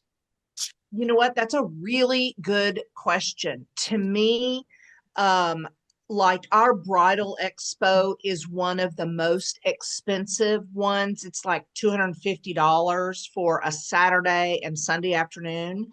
And Uh-huh. I mean, that's a lot of money. So you got to hustle and get all those leads. Um, and then they cut down 1 year, they cut it down to just 1 day, but the price was the same. I didn't do it that year. Okay. So, the bigger the event, the higher the cost, the more leads you can get. It's just kind of a judgment call on you, how Okay. much you're wanting to spend. Yeah, because like me, I'm starting out, so I gotta watch it. I gotta keep a budget, but that's what I Yeah. was wondering. Yeah. I had a consultant that did a booth, cost her $200, and there were only about 40 people there. Oh, okay. Yeah. Thank you. No. Yeah. Yeah. Anybody else? All right. Jeannie. Okay, that's good. Well, what we're going to do is pause the recording. Lori, if you can go up and do that. We will, now let me look here before you hit that, Lori. Let me run in and get my schedule from the kitchen, sorry. Okay, so actually we are right on time. You did great, Lori. Okay, we will start back here at 12:20. So we are going to hit pause, and all of our friends on Zoom can go get a bite to eat. And we will be back here hitting recording with our afternoon session at 12:20. So thank you for joining us. Jeannie, Lori, if you will. Yes, Nancy. we don't do anything on our end, correct? We just stay Yeah, logged don't into you the don't Zoom. do anything. Lori's walk hitting away. pause on the recording. Gotcha. So just stay there, go have your lunch or whatever, and we'll see you back here in a little bit. So Lori, if you will hit pause after she's done waving to everyone. Well, welcome back, girls, to our afternoon session. Yay, Nancy waving to us all the way from North Carolina. Thank you, thank you. So we have talked about a lot of things, and we have talked about getting leads because you've got to have some people to call, don't you? And I think that is probably the number one question usually I always run into in talking with Mary Kay, people about Mary Kay as well. Where do I get my customers? Where do I get my leads? Or they usually don't say leads, but anyway. So we have got another session planned for you of getting leads for your Mary Kay business. And so this is a little bit different take. And I want you to welcome this new director to our Tuesday night group, beautiful blonde here in Texas, who literally knows everything. I don't think there's anything in this world she's not done. Every time I sit down, she said, I used to. I said, is there anything you haven't done? So anyways, here she is, Lori Ferris. Yay, Lori! Hey, thank you, Nancy. Okay. How many of you that are part of this now and maybe might be listening later are thinking, okay, friendship, okay, yeah, beauty of friendship, but that means you got to get in front of somebody first and have a party, right? All right, so you might not have a place to start. So here's a way for you to get started if you know zero people. Okay, zero people. This is how you can get started. Nancy moved from Texas all the way out to North Carolina. Guess what? She got out there and she didn't know anybody, which is why the vendor booths was such a great place for her to start because it gave her a lot of names quickly. Now, when you get a lot of names, you're going to have to filter out. Okay.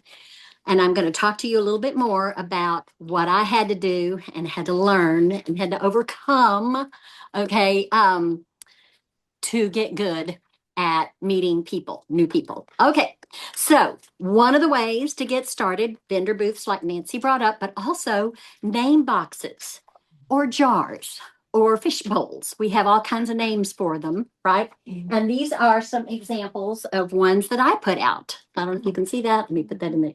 Y'all see it? I'm going to move it out here so everybody out here can see it. Okay, Super cute. so this was a dollar store item. So $1 for the glass candle jar. Okay, you can put the tall candles in it. And then I had these little entry forms at the printer, right, and had them cut into a whole bunch. Some tulle, and then a little bit of something. The pink, you can put in a little bit more, but just to the eye-catching part of it. This can be a box. This could be, and I have some examples, which I'll pass around in a little bit, but that's one of them. This was a free facial, and then this one, which I loved the colors in this, the multi-masking was one of the things I offered. Okay. And then Michelle, if she was here, she would have talked to us about like a party pack. So I'm going to design something that's like that. So let me show you what's on the back. It says, "Hi there. Thanks for letting me sit in your business for a little while. My owner will come check on me weekly. So if you would like me to be picked up sooner, just call our office, my cell phone. All right, at blah, blah, blah, blah. Please don't throw me away." Okay, I only had one place who moved it somewhere else and never could find it. Okay, one out of about 10 or 15 that I had put out. Wow. Okay, and that's not a lot. There are people that use this method that they put out 50. A lot. Now that's a lot of having to go to places to go and check them. I'm going to throw this in. It's not in my notes, not in your notes. There is a frame with a QR code that people will frame beautifully and put in places. My experience is nobody did it. Now, could be because QR codes was relatively new at the time that I was doing this, only maybe the younger set. But then after we had COVID, we learned how to do the QR code, right? So we could look at the menus and stuff like that. Remember? Because they didn't want to have a whole bunch of menus out there. All right. So don't spend too much time making your name boxes. It can be very simple. And like I said, I'll pass around a sheet of paper for you to look at some different ideas. Check Pinterest. The ideas are amazing. Who in here knows about Pinterest? Everybody? Okay. If you do not, ask your neighbor, because it's a great resource for all kinds of things, for Christmas package wrapping, Valentine's ideas, things like that. All right. And then here's something I'm going to suggest to you. Grab a buddy, make your jars together, okay? And then go put them out together. Why? Because you won't chicken out if you've got a friend with you, right? You will not chicken out. And so it's always good to do that. So you're going to, I think I gave you in your handouts a list of some of the top performing categories. And that is the places where women will kind of wait around or browse. I won't read a whole lot of it, but just to hit a few: nail salons, tanning salons. Hair salons are a little bit more iffy because if they are pushing a certain type of product, that's gonna depend on whether they want you to do it or not, because you might be in direct conflict. I've done it at dry cleaners. I've done it at nail salons. I've done it at some small restaurants. I've done it medical and wellness place, my chiropractor's office. I have done at a doctor's office. I have done it at an oil change place. I have put jars out in a whole bunch of different places. Some of these I have not tried, but do you see anything on here on this list that you have places that you frequent? Are there oil change places that you frequent? Dress boutiques, dress shops? Yep. I did not realize some of these would be good. Screen printing shops, paint your own pottery or craft. Everybody gets together for the party to do the paint by whatever it is, not by numbers, but the painting things. So that is another place that you can do it. Gyms or fitness studios, dance studios, taekwondo. I'm just going to throw that out there. That's not on your list. Some churches or faith-based community centers will allow you to do that. Okay. So what do you think the next step? So you're getting these ideas, all these places you can go. You got your jars all made up, right? Now, what do you do? Got your buddy. What do you do? Y'all need to talk to me. You follow up. Well, You go out there and there you go. You go out there. You have to go put in places, right? So what does that mean you need to do? You need to ask permission. ask permission. Okay, so here is a super simple direct. And I'm going to tell you why direct works with me. Because if the script is too long, the brain shuts down. Okay, so I don't know if y'all have done that before, especially right at first when you're trying to build a new habit. So here's a very quick script. Hi, I'm Lori with Mary Kay. So you just obviously you don't say you're Lori, you say your name. And then mind if I leave a lead box for some free makeovers? Okay, and if you're wanting to give away some free samples, you can put that in there too. It's free for you, and I will come and pick it up regularly. Regularly. Okay? Super simple. Anybody need me to repeat it? Hi, I'm Lori with Mary Kay. Mind if I leave a lead box for free samples or makeovers? It's free for you, and I will come pick it up regularly. All right, that's quick and direct. Here is another super simple. Hi, I'm Lori with Mary Kay. Would it be okay if I left a small lead box here for people who might be interested in free skincare samples or makeovers? No cost to you at all, because a lot of times people who come with the little professionally put together things, there's a cost involved because they're hoping it's going to draw bigger numbers, right? Just by virtue of being in their establishment. So I wanted to leave that for you. Any other questions? Everybody, you've got the script? Okay. All right. There is a benefit one or a soft permission. I like this one. I'm Lori. I help women with skincare and beauty. And I'm leaving a few small boxes and jars around town. Would it be okay to put one here for your customers? I'll come back and empty it so it's never a hassle for you. Does that sound good? Okay, good. All right. So, what are the pros? You have a lot of pipeline. You have a lot of new leads in your pipeline, right? Because if you do a bunch of these and you go around and you put these out, you're going to get some feedback. Some of them you'll get zippo, nada, nothing. I went to a hearing aid store. Nope. Nothing, not one. Nobody filled it out. And I went back regularly. I was like, and Joe Willie's 3 stores down, I had a whole bunch of leads from that. I still had somebody in my unit now who became a customer, then had a show, then got in. So you just never know. So you just leave them out everywhere. But there will be some that you will have. There will be a dry pipeline. You will have nothing in your pipeline. All right, but think 20 or more lead containers, and then you will make more leads in your pipeline.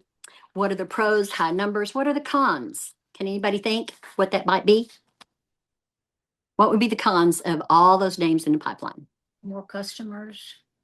That would be a pro. Not Well, all A con because maybe you're inundated and you're like, but there's a different kind of con I'm thinking of. Oh. Do you know the people that are putting their names in there? Anybody. It could be anybody, okay? Yeah. Could be anybody. So you don't get to see who they are. That's okay. We have maps now. You can call people, find out where they are, what area, and you can look it up and go, yep, I'm going there. You know, that's a good one. Or not. You know, that's too far away. I'm not going to meet with that person. Maybe you'll do it virtually instead, because now we have virtual. All right. So what that led me to was, okay, I would like to have more control on who I get, whose names I get. So what did that mean I needed to do? Focus on the areas I wanted. I was thinking go more upscale, the places where you leave them. But those are great ideas. Yes, yes. But I had to not rely on just the public to put that out there. I needed to be more in control of who. Okay, so that means I need to go and meet people one-on-one, face-to-face. I can pick who I want to approach. right? Right. Maybe they're really beautiful, or maybe they wear their clothes very classy. Maybe they do their makeup beautifully, okay, at all ages, right? Because like beautiful Mary over here and Jeannie and gorgeous makeup, been doing Mary Kay for a long time. We can pick women like that. We can pick women who are maybe fresh and young and maybe not wearing a lot of makeup, but they kind of walk with a certain air of confidence. I get to pick, I get to zero in on the kind of people that I approach. All right, so it's called in Mary Kay warm chatting. Okay, I think they warm chattering. That always made me feel weird, chattering, like like those fake denture things that would just go. Okay, anyway, I didn't want to be a chatterbox. I wanted to chat women. I wanted to get to meet and to know them. So there is a way for you to do that. Let me just kind of preface this by saying that scared the pants off of me. I could talk to people all day long. I could talk to them about pretty much anything, anywhere, anytime, about almost anything, right? Any subject. And because I'm interested in all kinds of things. So hopefully that means I can make more connections with people. But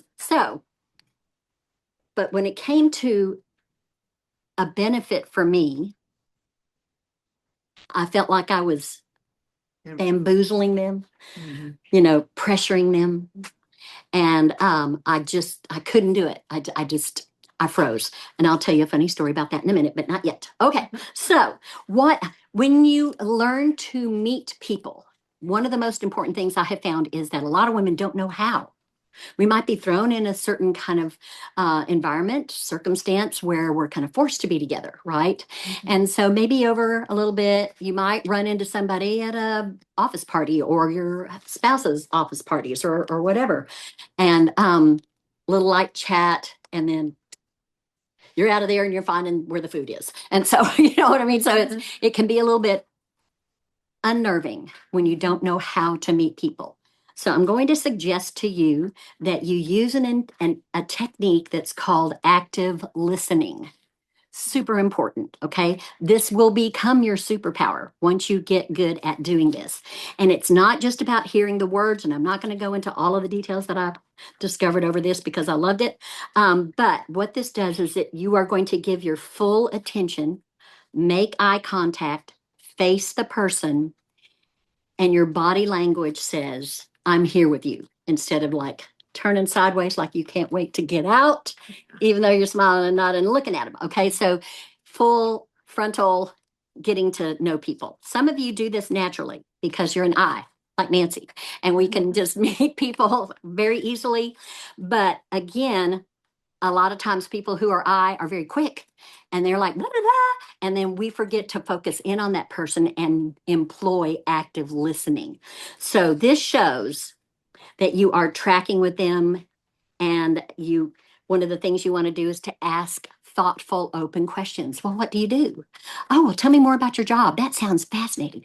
And the more questions that you use to get to know someone, the more they kind of drop their guard and will open up and share some things. And it might even be because, women are women, right? Telegraph, telephone, tell a woman. I mean, we will we will open up sometimes to total strangers, like a new nail tech who doesn't know all our stories. We might just open that up. Okay.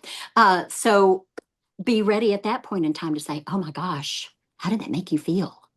Or, oh my gosh, that must have been so exciting. What did you do? So as you are getting to know people, that will become your superpower. And then it will segue very naturally into, well, what do you do? Well, I teach women skincare, or I love to work with women. And one of the things I do is help them learn confidence and the business that we do in representing the #1 skincare and color cosmetic company in the world, right? We get to say that now. All right. So I want you to know, practice the active listening. There's a whole lot more to this. You can do a little search and look into it. Okay. My story, because I freaked out. And let me tell you about my freak out. So Julie Weaver was my NSD. She is now emeritus. She retired. She was a 9-time $1 million director with countless trips and diamonds and prizes and all this stuff, and a paycheck to impress quite a few people. And she was a force to be reckoned with. And she learned to do warm chatting. And she layered it in to her life, her everyday life. So I would go, my routine was I would go pick her up at the airport, and then we would go either have lunch and then go to San Moon or some of the wholesale places to shop. And then we would go to my house and kind of chill until the event we were going to have that night or the next morning. So just whatever that was. And so one day we were going to go get pizza for some of the Red Jackets, I think, that were coming over afterwards. And there's a big glass window in the front, and you could go in, order your pizza and all that. And there were tables. And so there was this really nice looking couple sitting at one of the tables. And Julie and I were outside in my car, and we were waiting for our pizza to be ready. And Julie says to me, I want you to go get that woman's name and phone number. And I went,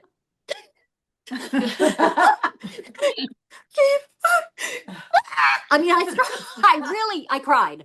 I mean, tears coming down my face. I cried. And she goes, for pity's sake. And then she gets out, slams the door, walks over there and says, excuse me, to the husband. I just couldn't help but notice your wife is absolutely gorgeous. And I would kill myself if I didn't. I would hate myself. I don't remember. Anyway, if I didn't ask if you have ever been offered a free Mary Kay makeover, I would love to put you in my before and after portfolio. Here's my name and number.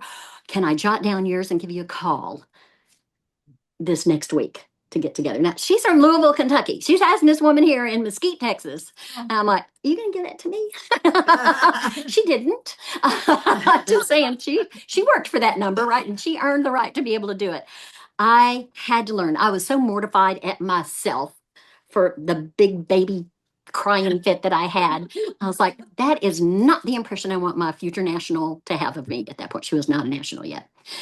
So I learned. Now, Julie had this gorgeous script, and I'm not even sure I can say it right now just because, but she would say, hello, my name is Julie Weaver. I'm a professional image consultant with Mary Kay Cosmetics. I would absolutely love to put you into my before and after portfolio and use you as a model for this. Here's my name and number. Let me jot down yours, and I'll give you a call this week for us to get together. I mean, it was long, okay? Y'all, I got just past, hi, my name is Lori Ferris. I'm a professional image consultant with Mary Kay Cosmetics. And I would just go blank. I was like, fear, y'all, fear is horrible. Fear will stop you in your tracks.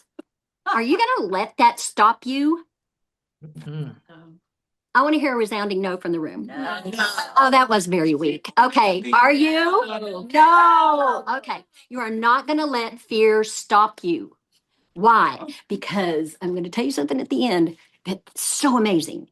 If you will face your fear and do the hard thing, there's some amazing, crazy science things that happen in your brain and spam risk. So I'm just going to let it go on. Can y'all still hear me, even though it's kind of doing the spam risk? Okay, good, cool. All right. So the next time I got together with Julie, I got to show her that I could do this. Oh, Okay, how did I get there? I did not. No, because I'm an I. And we just go out there and we just do it. Okay. And if we flub up, we just get back up on our feet and we do it again. Okay. So the I, we're smart enough to know, just keep going. What is failing? Failing is learning.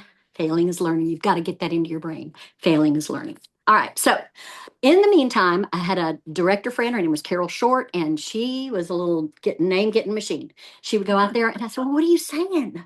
And I'm ready for this big, long script. She goes, I just say, hi, I'm Carol, and I'm offering women free makeovers. Have you ever had a free Mary Kay makeover before? And I went, that's all? That's all you said? Like, not this big long script and all this. And she was like, no, that's what I do. And some of them say yes and some of them say no. I had one woman, when I did that to her, she goes, why do I need one? It's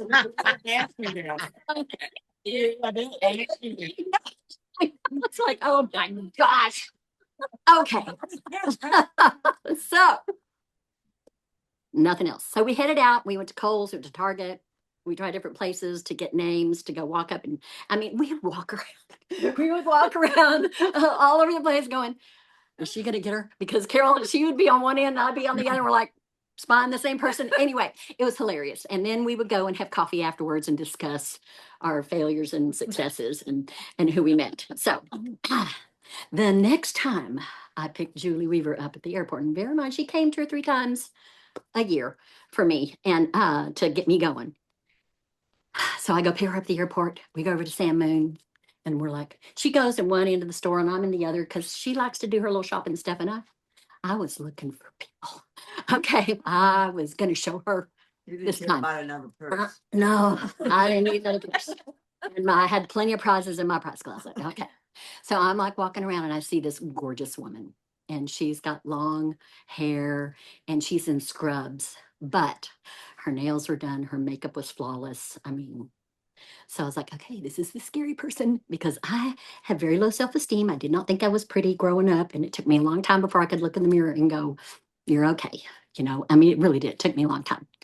God changed all that, but because he showed me who I am, right? That's what's important. So I walked over there and I was like, excuse me, I just couldn't help but notice you. Have you ever had a Mary Kay makeover? I mean, I used the short version, okay, because I didn't want to chicken out. All right, because I was showing Julie that I could do this. And she goes, well, yeah. And I said, oh, really? You have a consultant? No. I was like, okay, let's give me a little more here. You know, give me a little more feedback here. And then I said, well, I would love to offer you an updated little makeover from Mary Kay. And she was gracious enough. She was like, okay. So she gave me her number and her name. And I was like, okay, I'll call you soon. I didn't stick around for more chit chat. I was afraid I'd talk her out of it, you know, because sometimes we do that.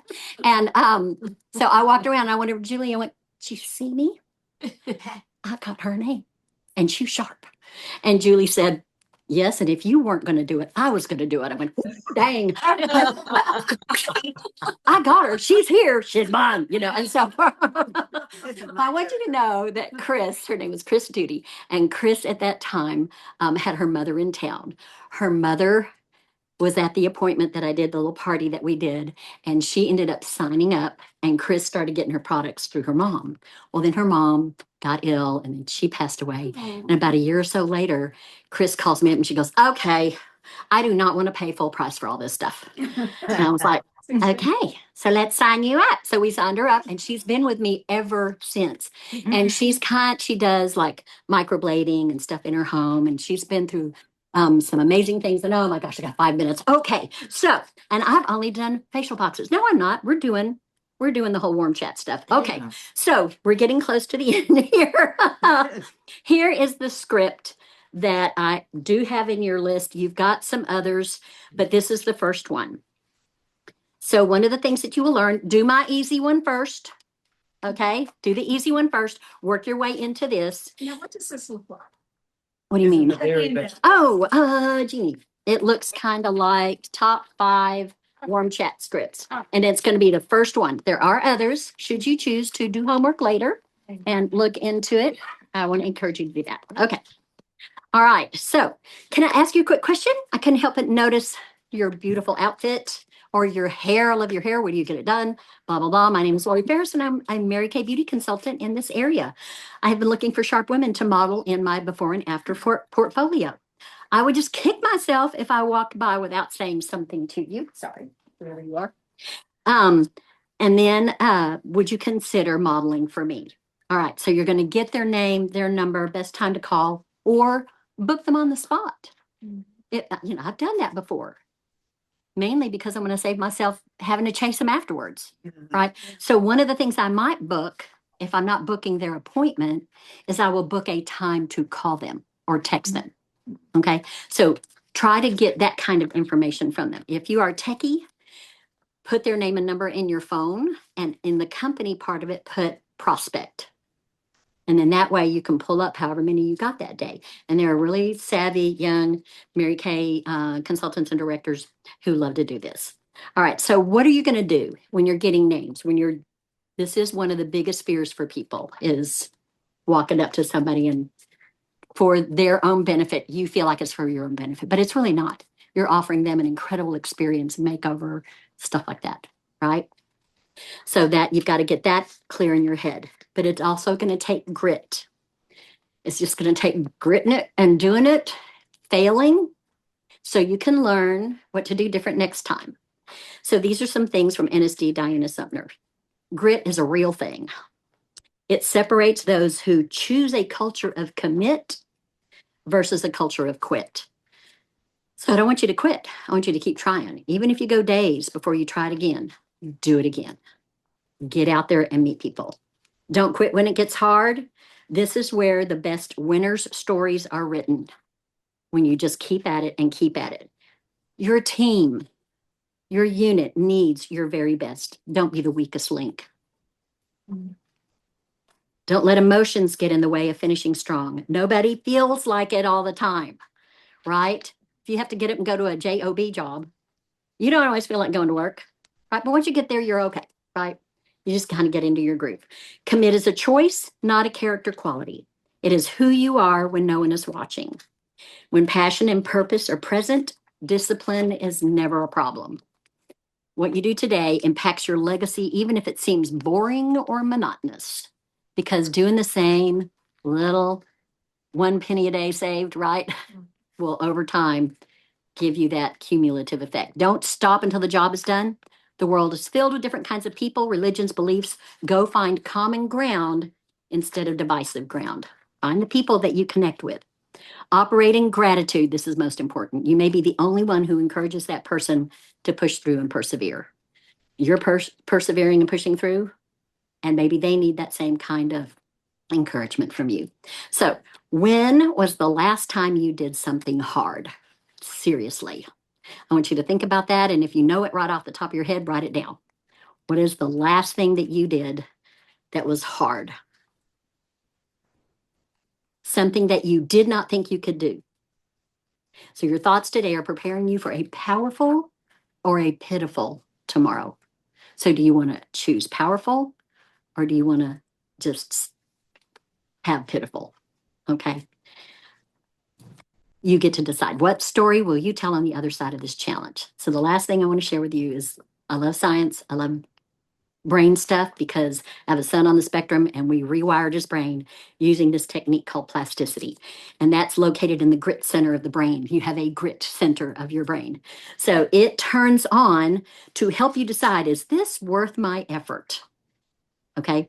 That's part of what's going on when you approach something that's going to be hard. Keep pushing instead of quitting. Don't stop. Push through the, I don't know if that's going to be worth it or not. The main part of the brain doing that is called, and here's the science word, the anterior midcingulate cortex. So it's part of your thinking part of your brain. It is your brain's grit center. Your thinking and focus areas also work harder to stay on task, which can be tiring to your brain. So you need to take care of yourself and give yourself some rest time in between. New connections are being formed in your brain when you do something hard. And then here's the beauty. The brain becomes more efficient, uses less energy to do the very same hard work later on. So the value of doing something hard like warm chatting is more than you realize by just working through. Some people find they do this kind of thing easy. They don't have to put much effort into it. So then my challenge to you would be, then double it. Keep going. Okay. Instead of doing it maybe 2 or 3 times a week, do it every day. Instead of doing it every day, just 1 or 2 names a day, go for 5. All right. And just keep on going and keep on going. I hope this was helpful for you. It is one of the areas that I had to overcome because Julie said to me, if you don't learn to overcome this area in your life, you will never be able to teach it to your team members. And I was a director, and I wanted to be able to say to someone, you can go move out of here, or you can be fresh in this area, and I can show you how to get new customers and new names. Thanks, y'all. Here's some examples of it. Oh, there you go. Well, give it up for Lori. How awesome was that? For sure. Awesome, awesome. Yay. Thank you. Absolutely. Okay, so you have heard just 2 short versions here of getting leads from Nancy and from Lori. And here's the thing, ladies. Well, first of all, doesn't it encourage you to know how pitiful Julie Weaver thought Lori was? Oh, for pity's sake. See, Well, guess what? Us directors aren't any different than any of you out here, and our stories would probably be a whole lot worse for sure. So the thing of it is, I mean, we would be in here for a week if we would go over all the booking things that have come across of getting leads, so to say, that have come across our desk. And what I want to say is just figure out something that you think you might want to try. And like Lori said, just give it a try. And if that doesn't work, you don't like it, well, then go on to the beauty of friendship or whatever. But pick something and try it long enough. And when you do, you know what? You're going to get good at it. And it will become something that you will just do naturally. So, however, you're going to get those leads, that's up to you. But bookings is the lifeline of your business. Once you have those leads, they aren't going to do you any good just laying on your desk. Trust me, for sure. You have got to book appointments from them. Okay, so here's a statistic that's been around for a while and you have maybe heard it, but I'm going to share it with you anyway because I think it is so powerful. 48% of salespeople never follow up. 25% of them, they make the second contact, but you know what? Then they stop. 12% of them make 3 contacts and then they stop. 10% make more than 3 contacts. Only 2% are made on the first contact. Only 3% of the sales are made on the second contact. Only 5% are made on the third contact.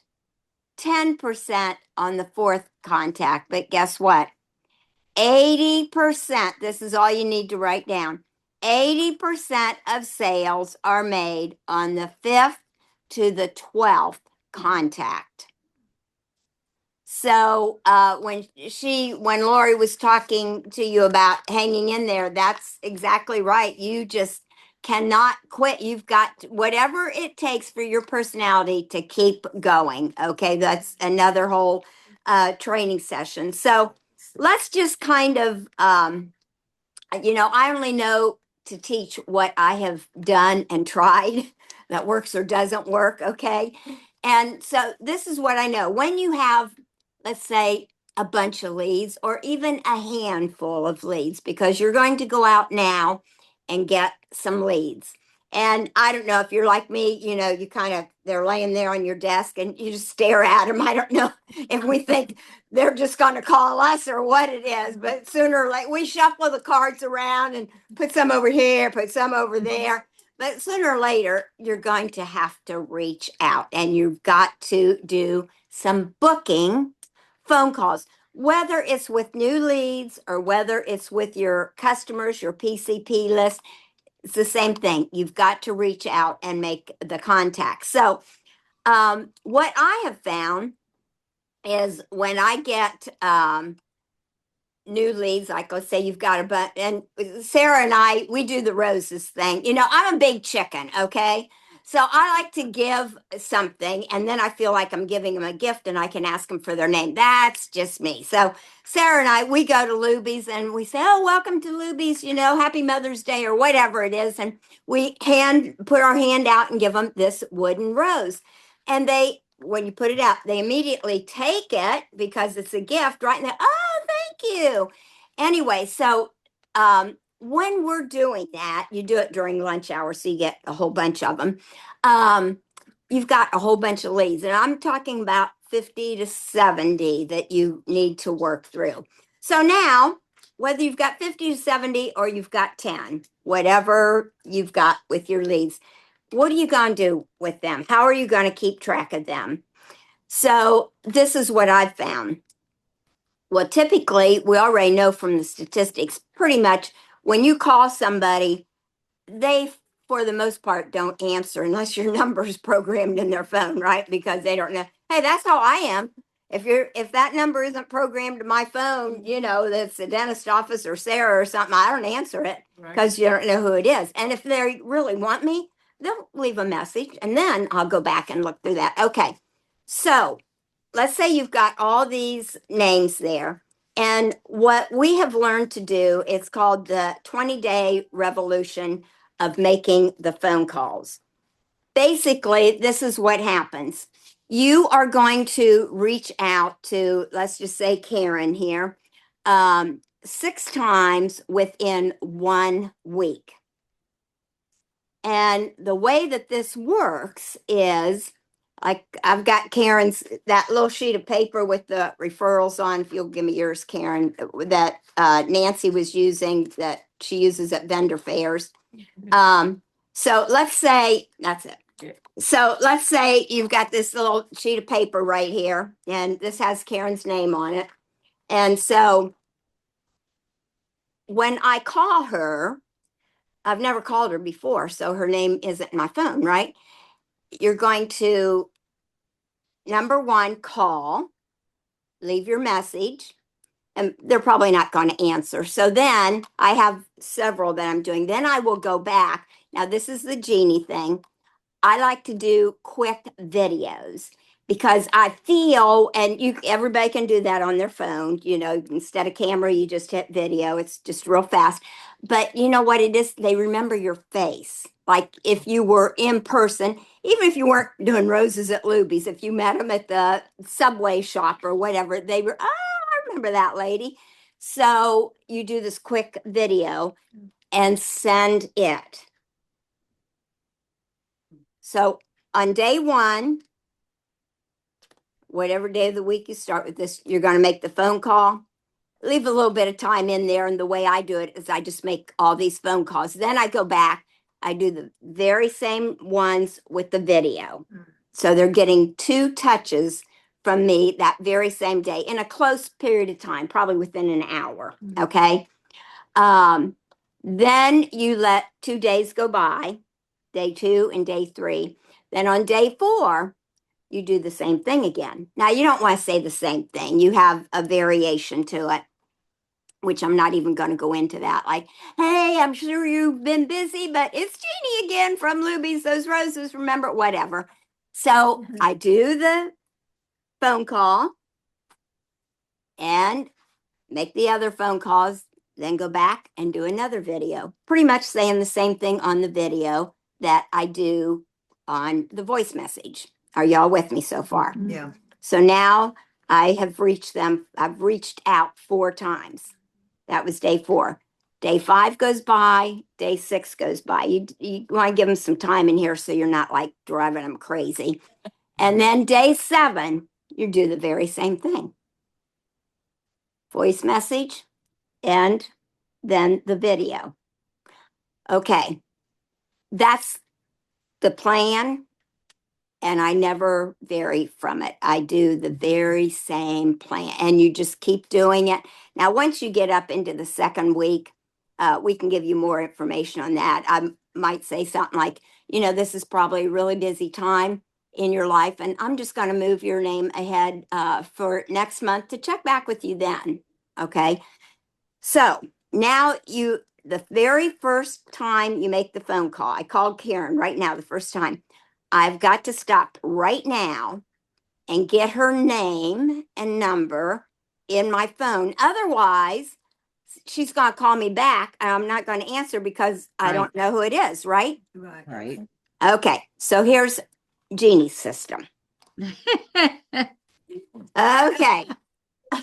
Not that you have to do it, but it works. So I have the sheet of paper from Luby's where she took a rose and Karen's got her name on there. When I get these, I put notes on it too, like, cute redhead or a pretty blue dress or whatever, big pretty glasses or something. But I put the date and any kind of notes and anything that I need to remember, because when you're making the phone call and you can be personal about it, I say, I remember that beautiful green dress you had on. She does remember me. Okay. So immediately in my phone, the way Jeannie does it, I do an L for lead. Hello. And the second letter is where I got it. L for Luby's. Now, if I wasn't at Luby's, I'd put whatever it was. Okay. But when I see LL lead at Luby's, Karen, and usually I don't even have their last name on those because they're busy, they're running in there, they're hungry, they want to get something to eat. I'm just pretty much getting their name and their phone number. So I've got Karen and her phone number and I save it. So if and when she calls me back, it pops up, oh, that's Karen from, so now I can find that sheet of paper that I have these notes on from Karen. Are you with me? You've got to immediately, right after you make the phone call, get them programmed in your phone. Whatever system you use is fine. That's just the system that I use. And then once they book and they become a customer, then I go from L to CU, which means customer. Okay. That's a Genie system too. So, anyways, that's how I keep track of it. We have all these names in our phone. So if your director tells you, well, call your customers, invite them to come to whatever, Pizza and Possibilities. What are you going to do? Go through all these 1,000 names on your phone? No, if you go right to the CUs, they'll all be together and you can go down through that. Okay. Just a thought. It will save you some time. So that is how I organize in my phone those leads as I start to make the booking phone calls. And the thing of it is, you cannot stop making those booking phone calls until, they tell you, don't call me anymore. If you don't hear from them, just keep calling. I mean, just change it up a little bit to be something cute and whatever. But if they don't, you just keep calling because what is it? 80% of the sales on the 5th to the 12th contact. That means that you've basically gone through 3 weeks of phone calls before you maybe even actually get a booking and get something concrete going. What's that? Or a person on the phone. Or a person on the phone. That's exactly right. So, but when you're doing that over and they might save your number at some point with, oh, well, she's kind of cute. I like, I like that necklace she had on that day. She might save you, Okay. Does that help you at all? Where to go with all that? So you've got to be organized. When are you going to make these calls? Well, I think here's the thing. We muster up enough courage, Lori, to actually, for pity's sake, go and get a name. It cracks me up when she told me that story.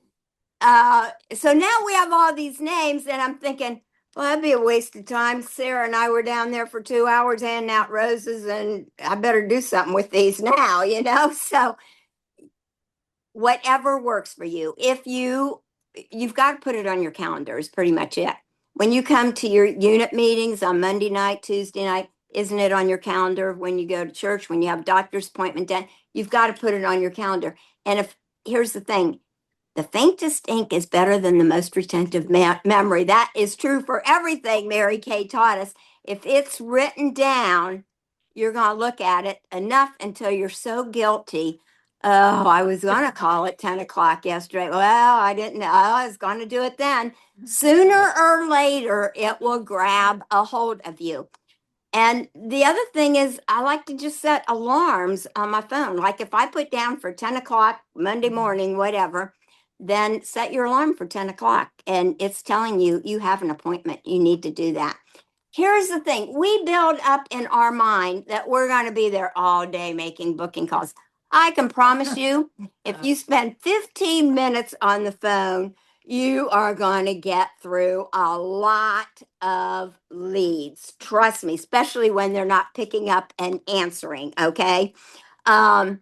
So let's say you work a full-time job. You say, well, Jeannie, I have a job. That's okay.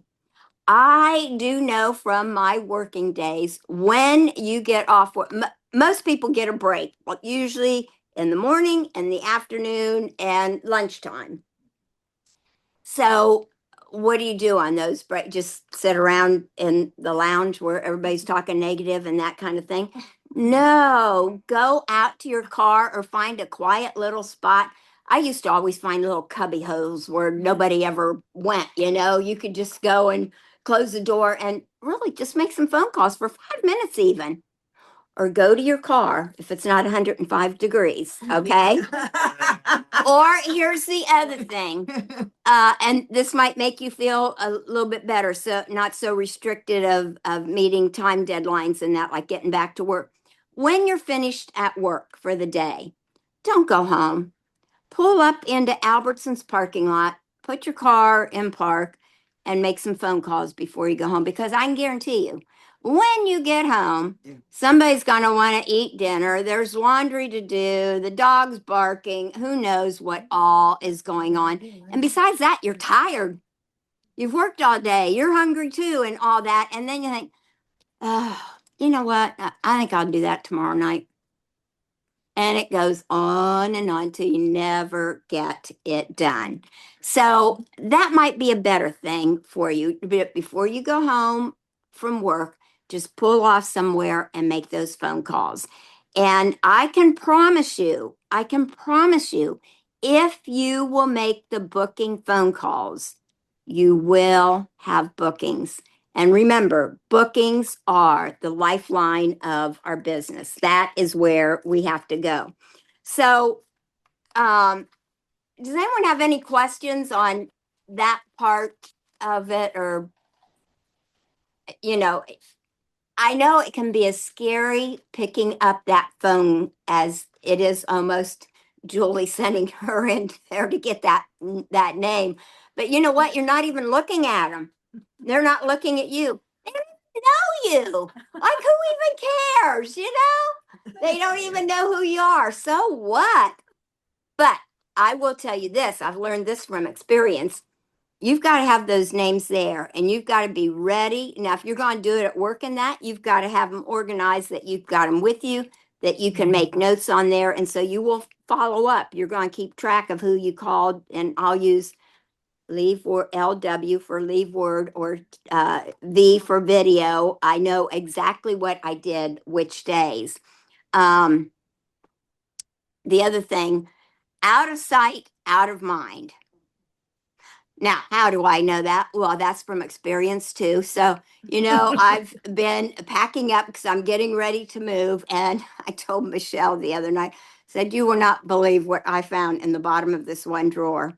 A whole bag, like a, you know, zipper lock bag of leads, Sarah. And I looked on there from 2005. Wow. She said, what'd you do with them? I said, well, I threw them away. They were 20 years, probably half of them are dead. Who knows? This is what I learned.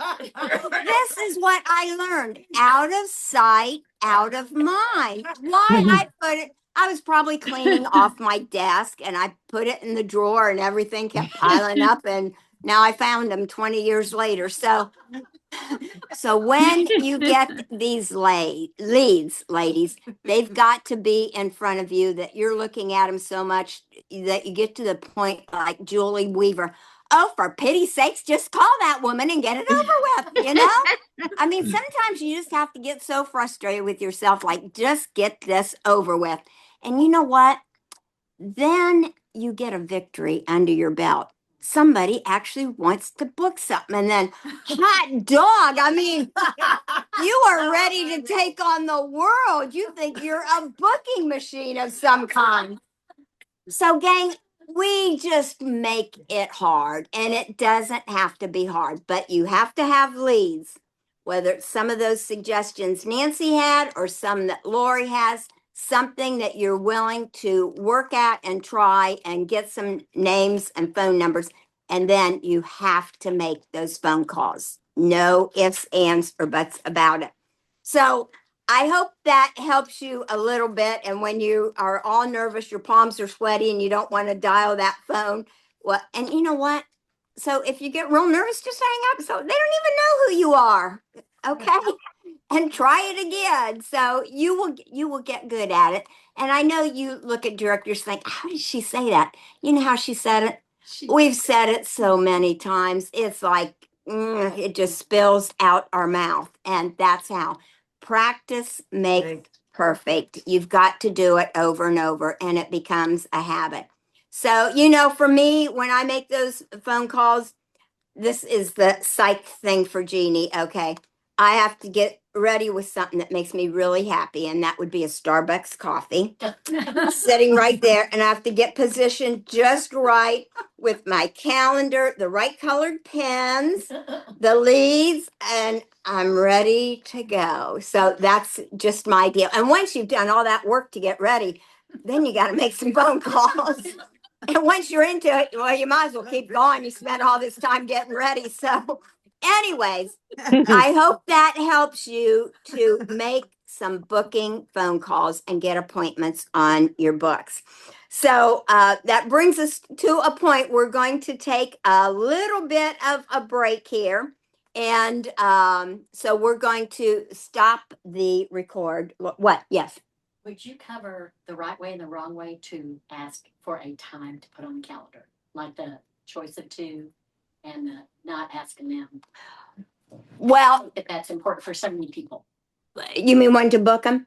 Yes. Okay, so yes, and you know what? We could give you, Nancy's got a whole page of booking scripts that are in your handouts.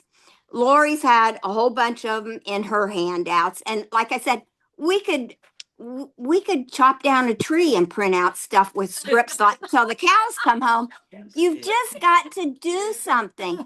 But some fundamental things to remember. Lori is right. When you do get them and they're actually want to get together, you always give women a choice. You don't say, well, when would you like to do that? No. Oh, maybe January, because you know they're Thanksgiving and then I gotta make Christmas cookies and what. No, you always give women a choice between something and something. And that's it. Two. We can't make up our mind on anything else. So usually I say, so during the week or on the weekend, daytime or evening. Right. And you just, you know, Monday or Tuesday. yeah, 5 o'clock or 7 o'clock. So it comes around. Well, I work, you know, it will come around once she starts working with you. So that's a fundamental rule. Don't ever forget it. You don't ask a question where they can say no. A choice between something and something, you're going to get an answer. Okay. So Lori is going to hit pause and we will be back here in 10 minutes. See you then. Okay, ladies, welcome back to our afternoon session. Okay. Well, we are glad to have you. And the session that we are going into now is, guess what? Are you ready? Recruiting. Okay, I know everybody took a big gulp when it came to that. So, why is that? Why do we make everything so hard and so scary when it doesn't need to be? So, let me just start out by sharing with you in your handouts, and those you virtually, you're getting it from your director. There's the bottom part is the National Queens Court of, let me find the camera, of Sharing, which is where you get the diamond bumblebee. And I just want to explain that because it isn't that hard. If you break things down, like Sylvia said, a little bit at a time. So this is when in the seminar year, which is July the 1st through June the 30th, 2027, when you have 24 great starts qualified, you will get a diamond bumblebee from Mary Kay. And, you know, I know right above that, it has the Court of Sales. Well, look at that. The Court of Sales is 45,000. I don't know, it sounds easier to me to do the 24 seminar qualified or the Bumblebee. I don't know. I'm just throwing that out there. But let me explain that. 24, let's just say 12 months, that's just 2 a month. And the big thing now about the way that the company has this set up for the Great Starts Qualified, they have 3 whole months, 3 months to do a 600 wholesale order, and they're Great Starts Qualified. Well, we're getting ready to go into the Christmas season. I mean, Christmas in September, I mean, they will, and if they're using even part of the products like Mary Kilgore is, well, it's a done deal. So I want you to look at that like not such a big thing.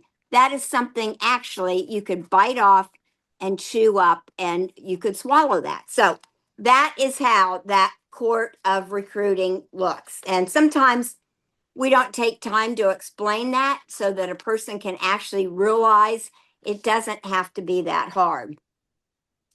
So, recruiting. Why does everybody freeze up? And I don't know about the Monday night people, but I'll just get stepping on the toes of the Tuesday night people. Every week, who shared this opportunity? Every week, who's got a new team member?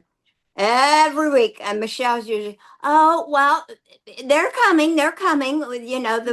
Well, I don't know. Lori's group had one this last week or something. They are not coming because we are not asking. Yeah. That's the reason. So I'm going to really make this as simple as I can. Again, I think we make the recruiting so hard, and it is really as easy as selling the product because all you're doing is sharing the opportunity. And hey, it's a $35 decision. Let's just be honest about it, okay? They're not buying a house. They're not going to college. They're not taking out $35. If they're getting one lifting serum, that would take care of that, okay? Lifting serums are $72. You get the drift? Okay, so again, I want you to think about in the beginning, you heard some of the directors say about why they started with Mary Kay, or at least Sylvia did. I mean, she didn't have a job. They lived on credit cards for a year. That's a scary thought, isn't it? And so I do know with Mary Kilgore, she just wanted to buy plants for her house and be able to have her own money to get Dick a birthday present.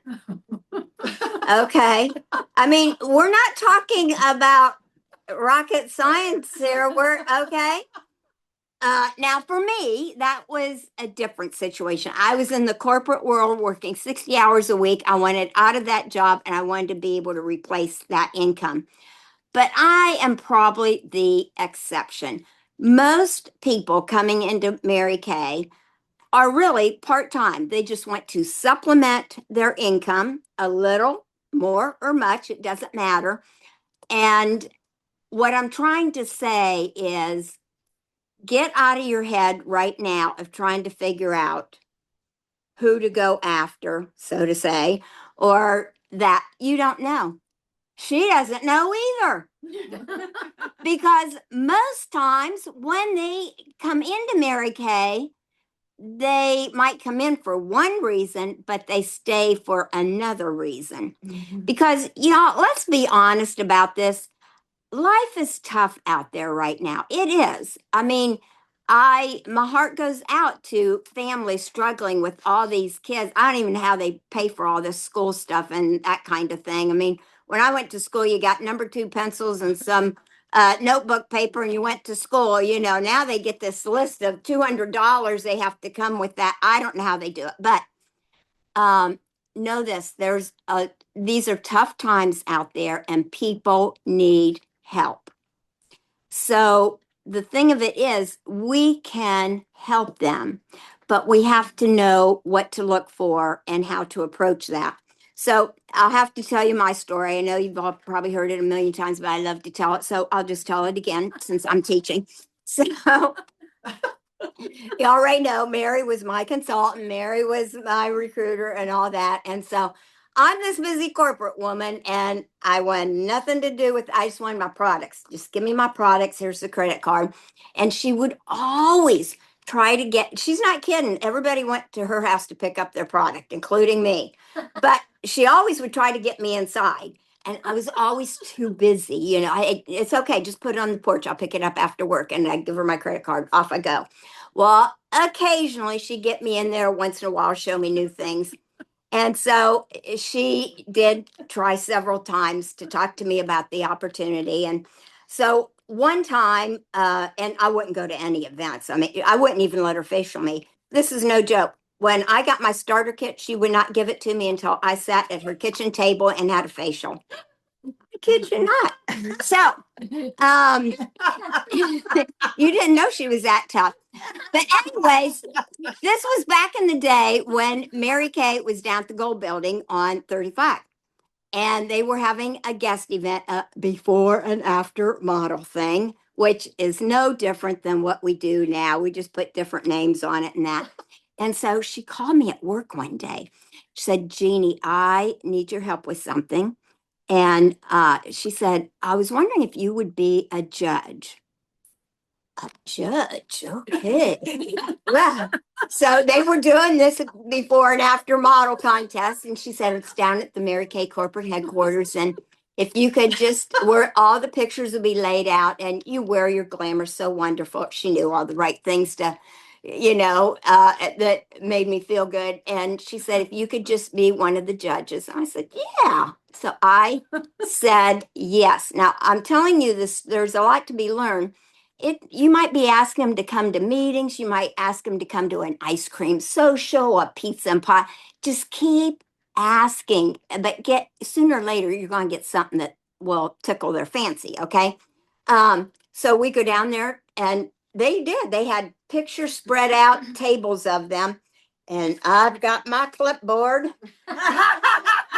I'm going around and don't you have to know, Mary had to be in the corner with her friends saying, look at Judy, I mean, we thought you did great. Yeah, I was judging them, let me tell you. I don't even know who won or what became of that whole thing, but I was a judge. So, no, I didn't recruit that night. So I am probably, if you could recruit me, you could recruit anybody. I was a tough cookie and poor Mary.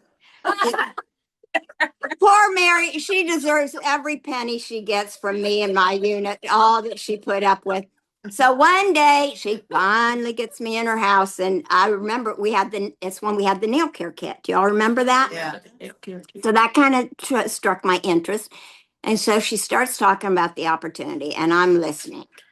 And she's talking about she's showing me pictures of watches and all these fun prizes. Well, it was the Star Consultant stuff because that's what she likes.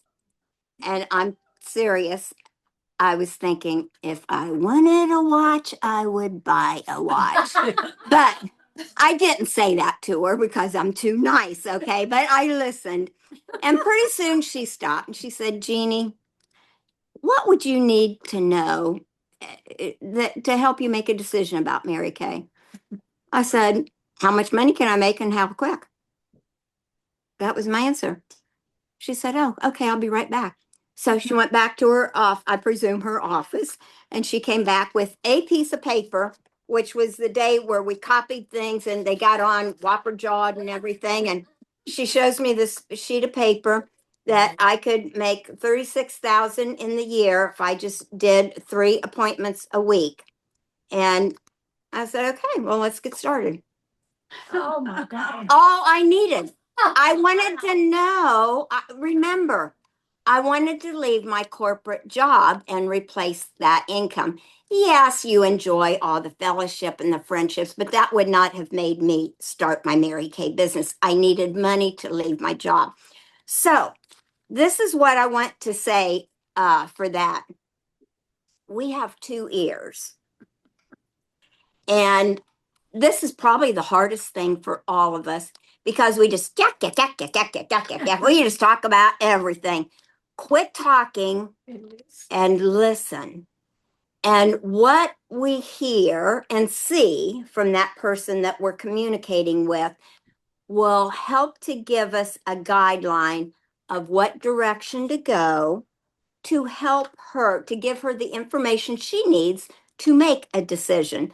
So if it would have been tables turn, I probably would have never recruited her because I'm just showing her money and all she wants to do is see prizes. So you see what I'm saying? We have to be sensitive and learn to do that. And that's a hard thing because our natural personality just comes out. So if you will listen, and most of this is done during your appointments. It's the funniest thing when I find when you sit down and a woman takes off all her makeup in front of you. We know their whole life story. She tells me about her divorce and her kids, this and that, and the dog. And like, I don't really want to know. But she's telling me her whole life. They feel safe, I guess, with us at that point. And that's okay. That is good. But we should be listening. What is she talking to us about? Her family? Well, she's very family oriented. She's going to want to be around for them kids and their baseball games and all that. Or maybe her husband is very sick or her ailing parents. I mean, we've got to listen. We don't have enough time in this session to go over everything to give you the scripts for that. What I want you to know is listen with both ears and know where to go to help give her the information. And really, I mean, that was probably one of the biggest things I learned from Mary. And I've learned to incorporate this when I don't know how to approach them or what they need to know. I might just say, Julie, what would you need to know to help you make a decision? Or I might say, Sarah, if I just had 5 minutes to tell you what you wanted to know about Mary Kay, what would you ask me? Usually it's where do I get my customers and bookings? That's usually the number one thing. And then, you know what? You're not going to go into this training session. You say, that's an easy one. We've got all the training provided for you. So, listen, Kathy Halou, who's a wonderful retired national sales director, used to call it an inner, INNER, view, not interview, because coming from the corporate world, what I see, I'm sitting in an office with 3 people doing an interview for me, asking this, asking that. That's an interview. That is intimidating and scary. An interview is reaching down in your heart and finding out what do you need. She used to go to those with simply an agreement, a pen, and a new Mary Kay pen. That's it. And back in the day, we used to make recruiting notebooks and all that. You don't need any of that nowadays, girls. I'm just telling you, you know what? You printed in your handouts are 2 sheets. These are on In Touch, okay? And it is really this simple. It's a $35 decision, okay? If nothing else, they get their products at cost. How tough can that be? So one of the things is, I think it is a numbers game, like Sylvia said, with your bookings and your sales. There have to be numbers there to support that. But if there's no recruiting going on, one of 2 things is happening. And I'll just shoot it right out there for my unit, okay? So stepping on their feet. Number 1, they are not talking to people, period. Or number 2, they're talking to people and not getting results. And so this is how I'm going to leave this. This is the only way I know to tell you how I learned.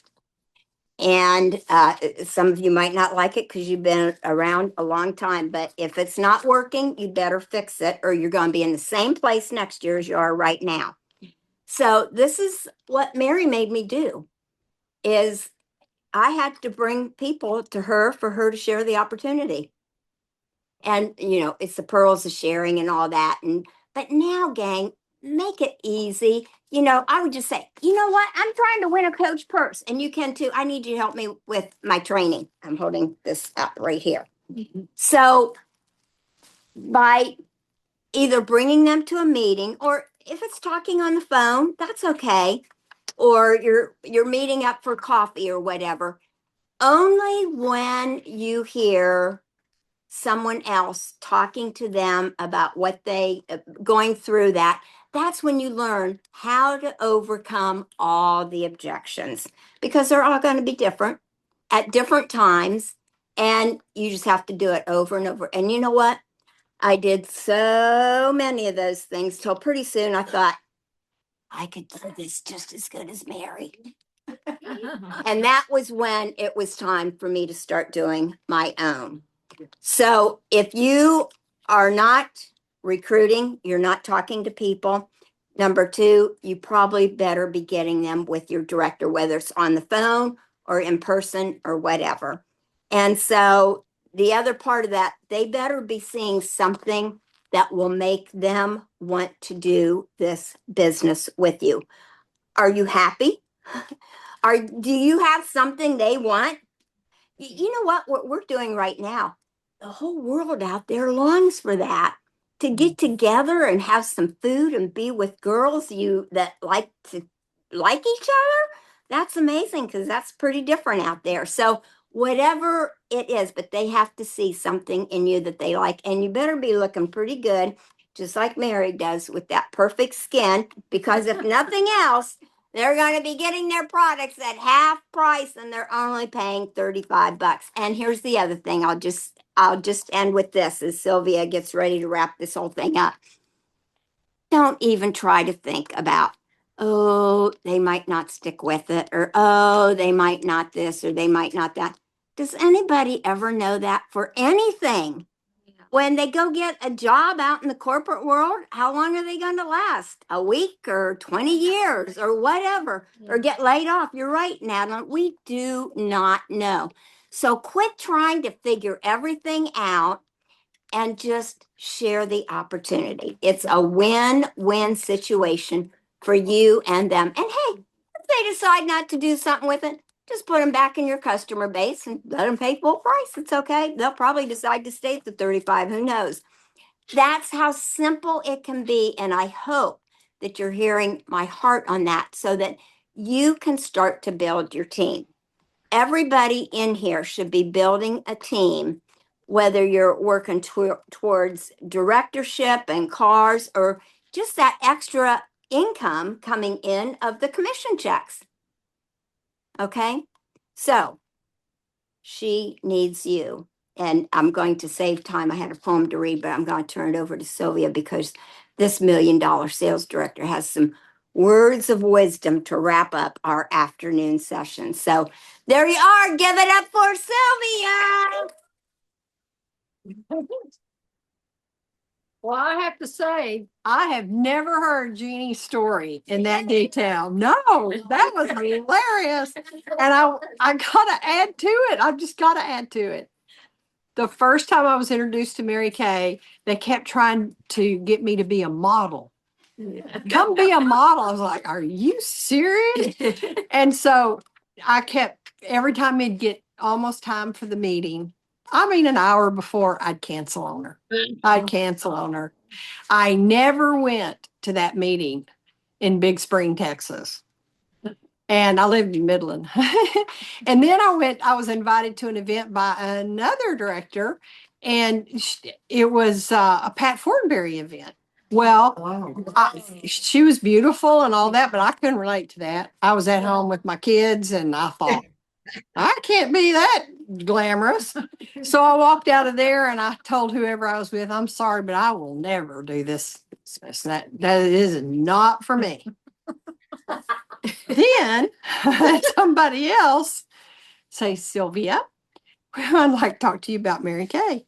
And she said, just listen to this video, watch this video. And this is what I recruited right then.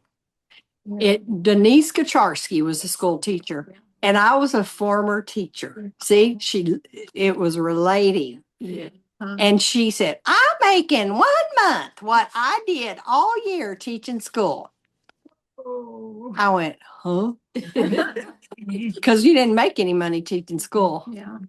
And back then. And I said, where do I sign? That's it. Wow. It takes listening, So anyway, I love that story because I'm going to tell it everywhere because that is the truth about, relating to people and really that skill of learning that. So before we leave today, I want to remind you of something Mary Kay has always said. It's all, you've all heard it. If you think you can, you can. And if you think you can't, you're right. You're right. This year is a new beginning. Don't let last year's disappointment, if there was any, define what you're going to do this year. Bring your dreams back to life. And I am listening to this myself. Believe in yourself again. Be willing to take one more step, make one more call, hold one more appointment, and encourage one more woman. God has given us all unique gifts. And remember that. You lead with your gift, not her gift, not my gift, not your gift. We're all different. Bill Cantrell always said, Sylvia, you got to lead with your gifts and not worry what someone else is leading with. Our job is to be faithful with them. We don't have to know every step ahead. We just need to take the next one. So let's leave here with hope and purpose and excitement. Lift each other up, celebrate every victory, and remember that small, consistent actions create extraordinary results over time. So here's to a new year of courage and new beginnings and being excited. And remember, it's those daily efforts every single day that will lead you to big things. And I want to thank everybody. I want to especially thank Jeannie for she has put so much together. And I know that all the directors here have helped, but you have done a lot of work. It's beautiful. So Nancy, I wish you could see it. It really is nice. I want to. I will one day. Yeah, yes, you will. So I'm so glad y'all were here. And do we have anything else? No, that's it. Let's just Oh, okay. You want to give it up. Yeah. Well, thank you for joining us, and the recorded Zoom will be sent to those virtual and even here to your director. She will send it on to you, and for those virtually, the handouts are on email. And so, yeah, Sandra, Nancy's looking at you. So, okay. Thank you for joining us and Happy New Year. So, Lori, you can end record. Bye, everyone. Bye, y'all.